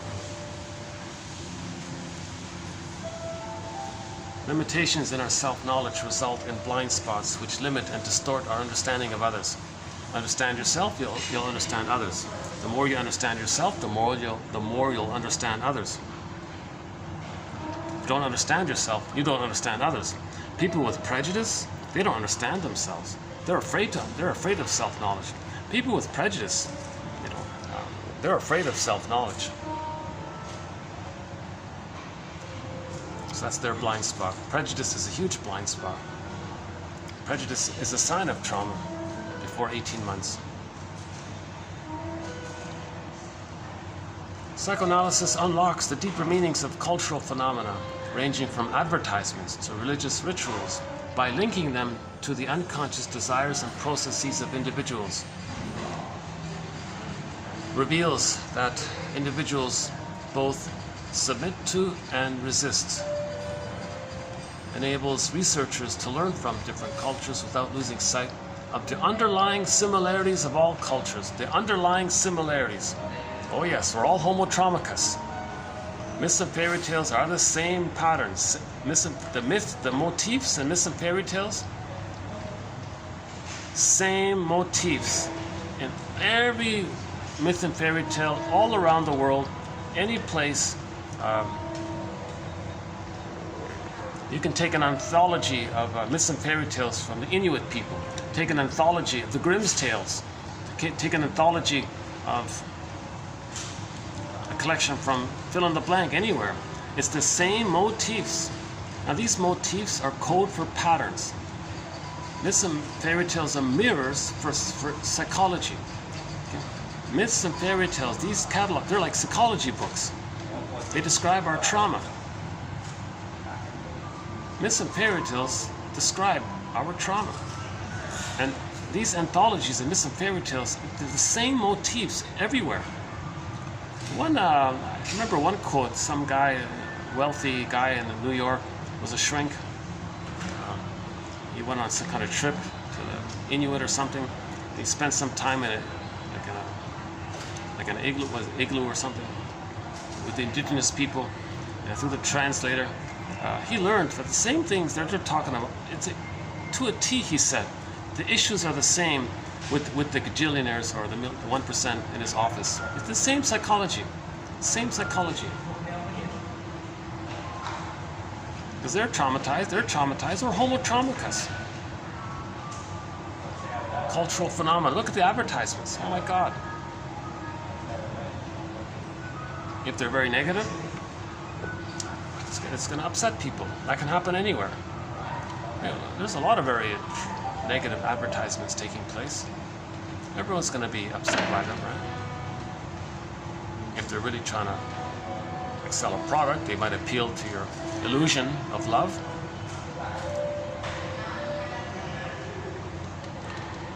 You want something that's reliable, you can trust it, be there for you, really be there for you, never lies to you, you can trust it. They might describe an appliance. They're describing what the person needed from their mother. Unconscious, didn't get that? Well, this product will give it to you. So advertising can appeal to this. That's common for everybody.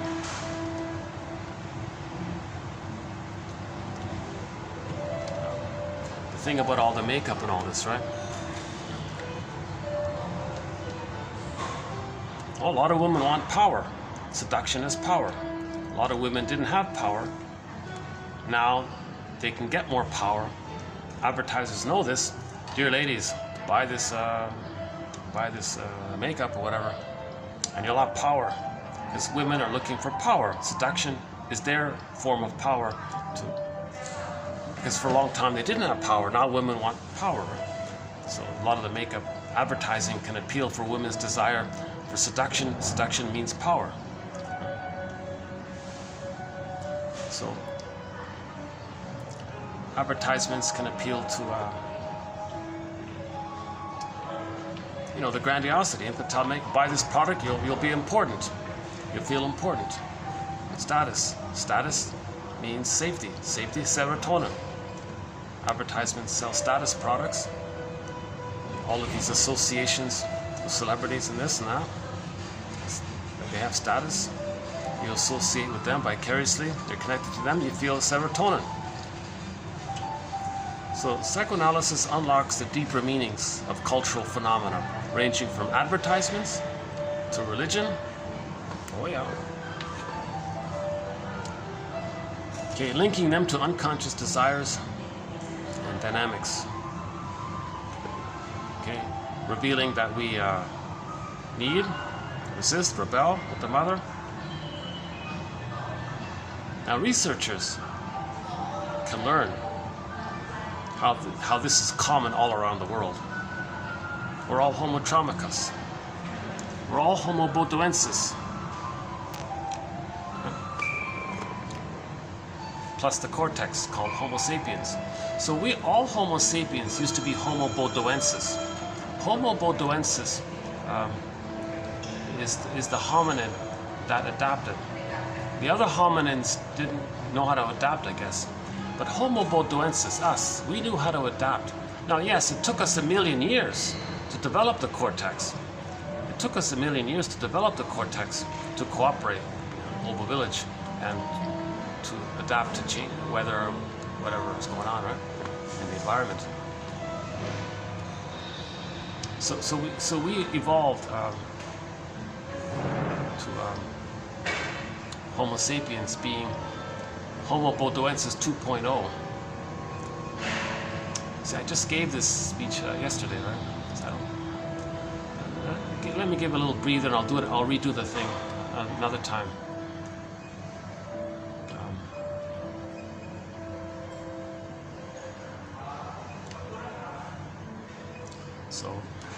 Katja Epstein has a song called Diese Welt, This World. one of the main lines in there is that our world, our world, this little pale blue dot, our one little world, it may be just this one little speck of dust in the universe. But you know what? She said, hey, it's our speck of dust. And besides, all of the other specks of dust are so far away. So what do we want? Do we want our children to play happily on the beach? Or do we want them to have to struggle and be exposed to the sight and smells of rotting dead fish showing up on the shores? Dead tuna, whales, now seals and dolphins are showing up dead on the fish. So what do we want? This is our world. Diese Welt. And evolutionary gratitude. It took a long time for us to be here, right? And what if our speck of dust is very unique? In the documentary, what if Earth were unique? Meaning, only one speck of dust is just the right distance from the sun. The right size, the right distance, just that unique spot, not too close, not too far from the sun, that allows the combination of chemistry, allows for the muck and the microbes. Then the bacteria finally comes. It's the oxygen, H2, water, light, and then billions of years for life forms, cells, things develop, evolving, billions and more billions of years, and then life forms evolving, and more billions. Finally, the monkey line appears eventually from whatever was before. And then finally, the hominid line from the bush of the monkey line. There's a branch of the hominid line, and then the hominid line, and one adapted. We, Homo bodoensis. It took us 1 million years, but we adapted by developing the cortex.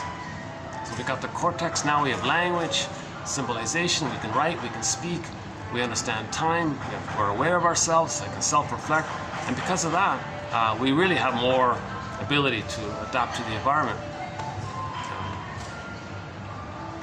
So the weather's always changing and things are happening, right? So we decided we got to evolve. Now, part of the survival of the evolution is that we're all one family. The recognition of that. So anyways, so that took 1 million. So let's have evolutionary gratitude for Homo bodoensis. We got to thank this guy, Let's thank Homo bodoensis. Let's thank ourselves. We spent 1 million years trying to adapt and evolve to Homo sapiens, us. We're an evolved version. We're Homo bodoensis 2.0, a continuation. Let's have some gratitude for this recognition. So we're lucky that we're on the right speck of dust. Might be the only one. Billions of years for all this. So in the last video we played Carl Sagan's clip. I won't do it here again. We played Diese Welt, the song by Ketcha Epstein. I won't do it here again. I feel slightly a little uncomfortable. There's a couple right beside me there.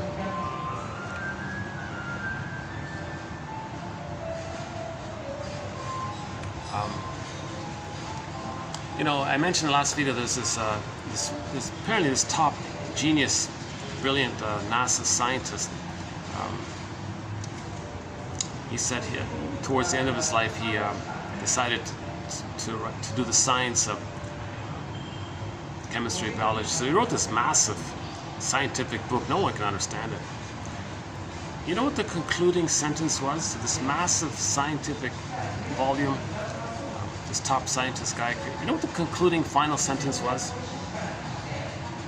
Treat the earth at least as well as you treat yourself. So that links in with I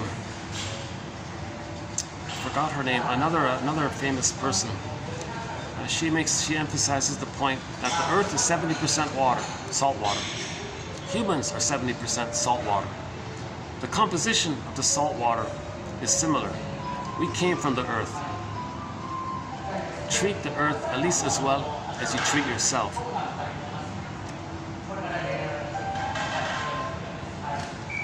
Now, when we're traumatized, we don't see these things. We're traumatized versions. So we became a traumatized version of ourselves. So Homo sapiens had the natural state of village, tolerant personality, I'm okay, long life, happy, relaxed, easygoing.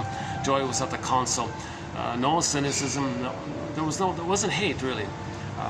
He said maybe at worst there was some little jealousy things about mating and all this, but there were no like, this group against that group, because we're all one family, and we had that recognition that we're all one family. But but something went. The issue is that when we became, so we had it for 150,000 years. We were Homo sapiens, tolerant personality, global village. We can all live like nomads, or I nomad at you, you nomad at me, and we were okay like that, right? But then when we became Homo sapiens, we spread around the earth. So apparently this all took place in what is now the northeast of the Congo, they said. So we're all from that massive family. Jane Elliott says, really, we're all Africans. We all came from that massive family. We're all cousins from that massive family. At that time when we became Homo sapiens, that took place there. But then, then now we got the cortex, curiosity. So because that extra knowledge, wanting to adapt and know things more, people spread around. Now, when people settled in different places, over 150,000 years in a certain place, there's going to be different sun exposure, different weather, maybe a little different lifestyle. So over a period of time, there may be some superficial, trivial biological variations. Okay, so the relationship to the sun can affect the color of our tone of skin, eyes, and hair. The melanin chemical interacting with the sun can affect the tone of skin, the eye, and the hair color. Right? And that's all it is. It's a trivial biological little variation on the surface. It's a superficial surface thing. It doesn't change the billions of years of Homo moduensis, Homo sapiens. It's just it's a cosmetic kind of basically. And yes, maybe diet had an effect to a degree, in lifestyles and all this. But then 10,000 years, so we settled in different places. But the trick is, 10,000 years ago, roughly, we discovered farming and agriculture.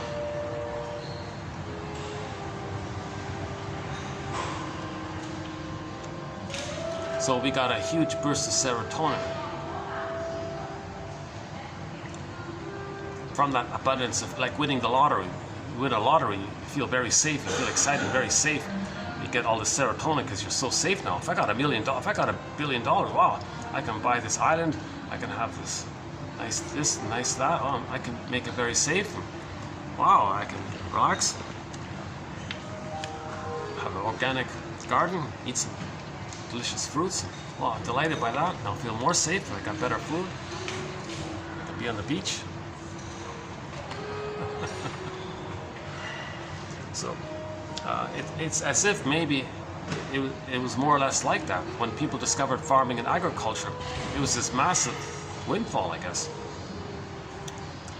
Then we got the serotonin from that. That means we got the safety. So the mammalian part of the brain releases serotonin when it perceives that the organism is safe. So we got that extra food. That means we felt safe. Now, this is over on top, above the safety of having been loved by the mother. It's like a surplus thing. So when that surplus serotonin dissipates, from that level, we feel stress because that safety was gone. Enter dopamine. Dopamine for the chase, serotonin from the catch. So now we're plundering at that point. And now we do a desperate thing, because the next generation is, people think, well, the best way to plunder is traumatize the babies, because they'll have prejudice, either be eaten thinking, we'll tell them we want the stuff. We'll give the children emotional poverty, they'll give others emotional poverty. The people in poverty, 80% now, they do all the work and hand over the stuff, right? And then now we're plundering and pillaging. So we became traumatized version of ourselves. Now religion is meant to entrench trauma, to perpetuate and give the illusion as a seduction or something, to not heal. The purpose of religion is to not heal. Despite what they may say, I'm talking about the plunder side, not the victim side again.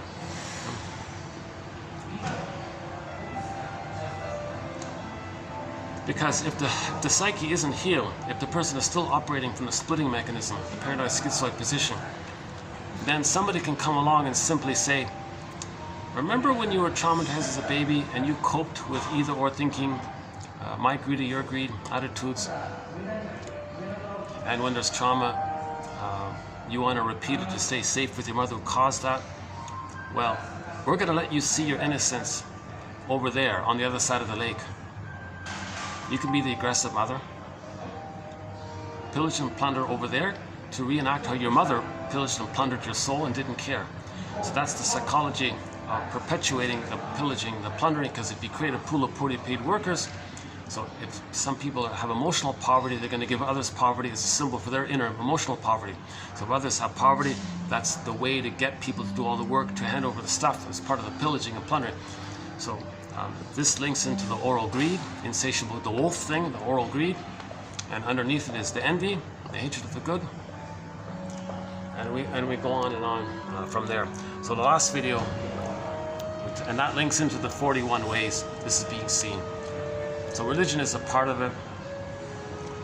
Psychoanalysis can unlock the deeper meaning of cultural phenomena, ranging from advertisements to propaganda, religion, plundering. I'm kind of disturbed about that guy. I mentioned in the last video, some hedge fund guy or whatever was holding up a phone in the air. Hey, everybody, look at this. I'm gonna let you have an app soon. And you can pillage with your app. You can buy, so it's called short selling, making a profit by damaging. Something good, you see something good, if you damage it, you make a profit, called short. We're gonna help you, so we're short selling the planet, right? Destroying the planet for a quick buck, right? All of our delicious food, it took billions of years for the delicious food. Those delicious peaches and raspberries, you know, so, name your favorite fruit or vegetable and so on. It's oh, battery, hold on a sec. Yikes.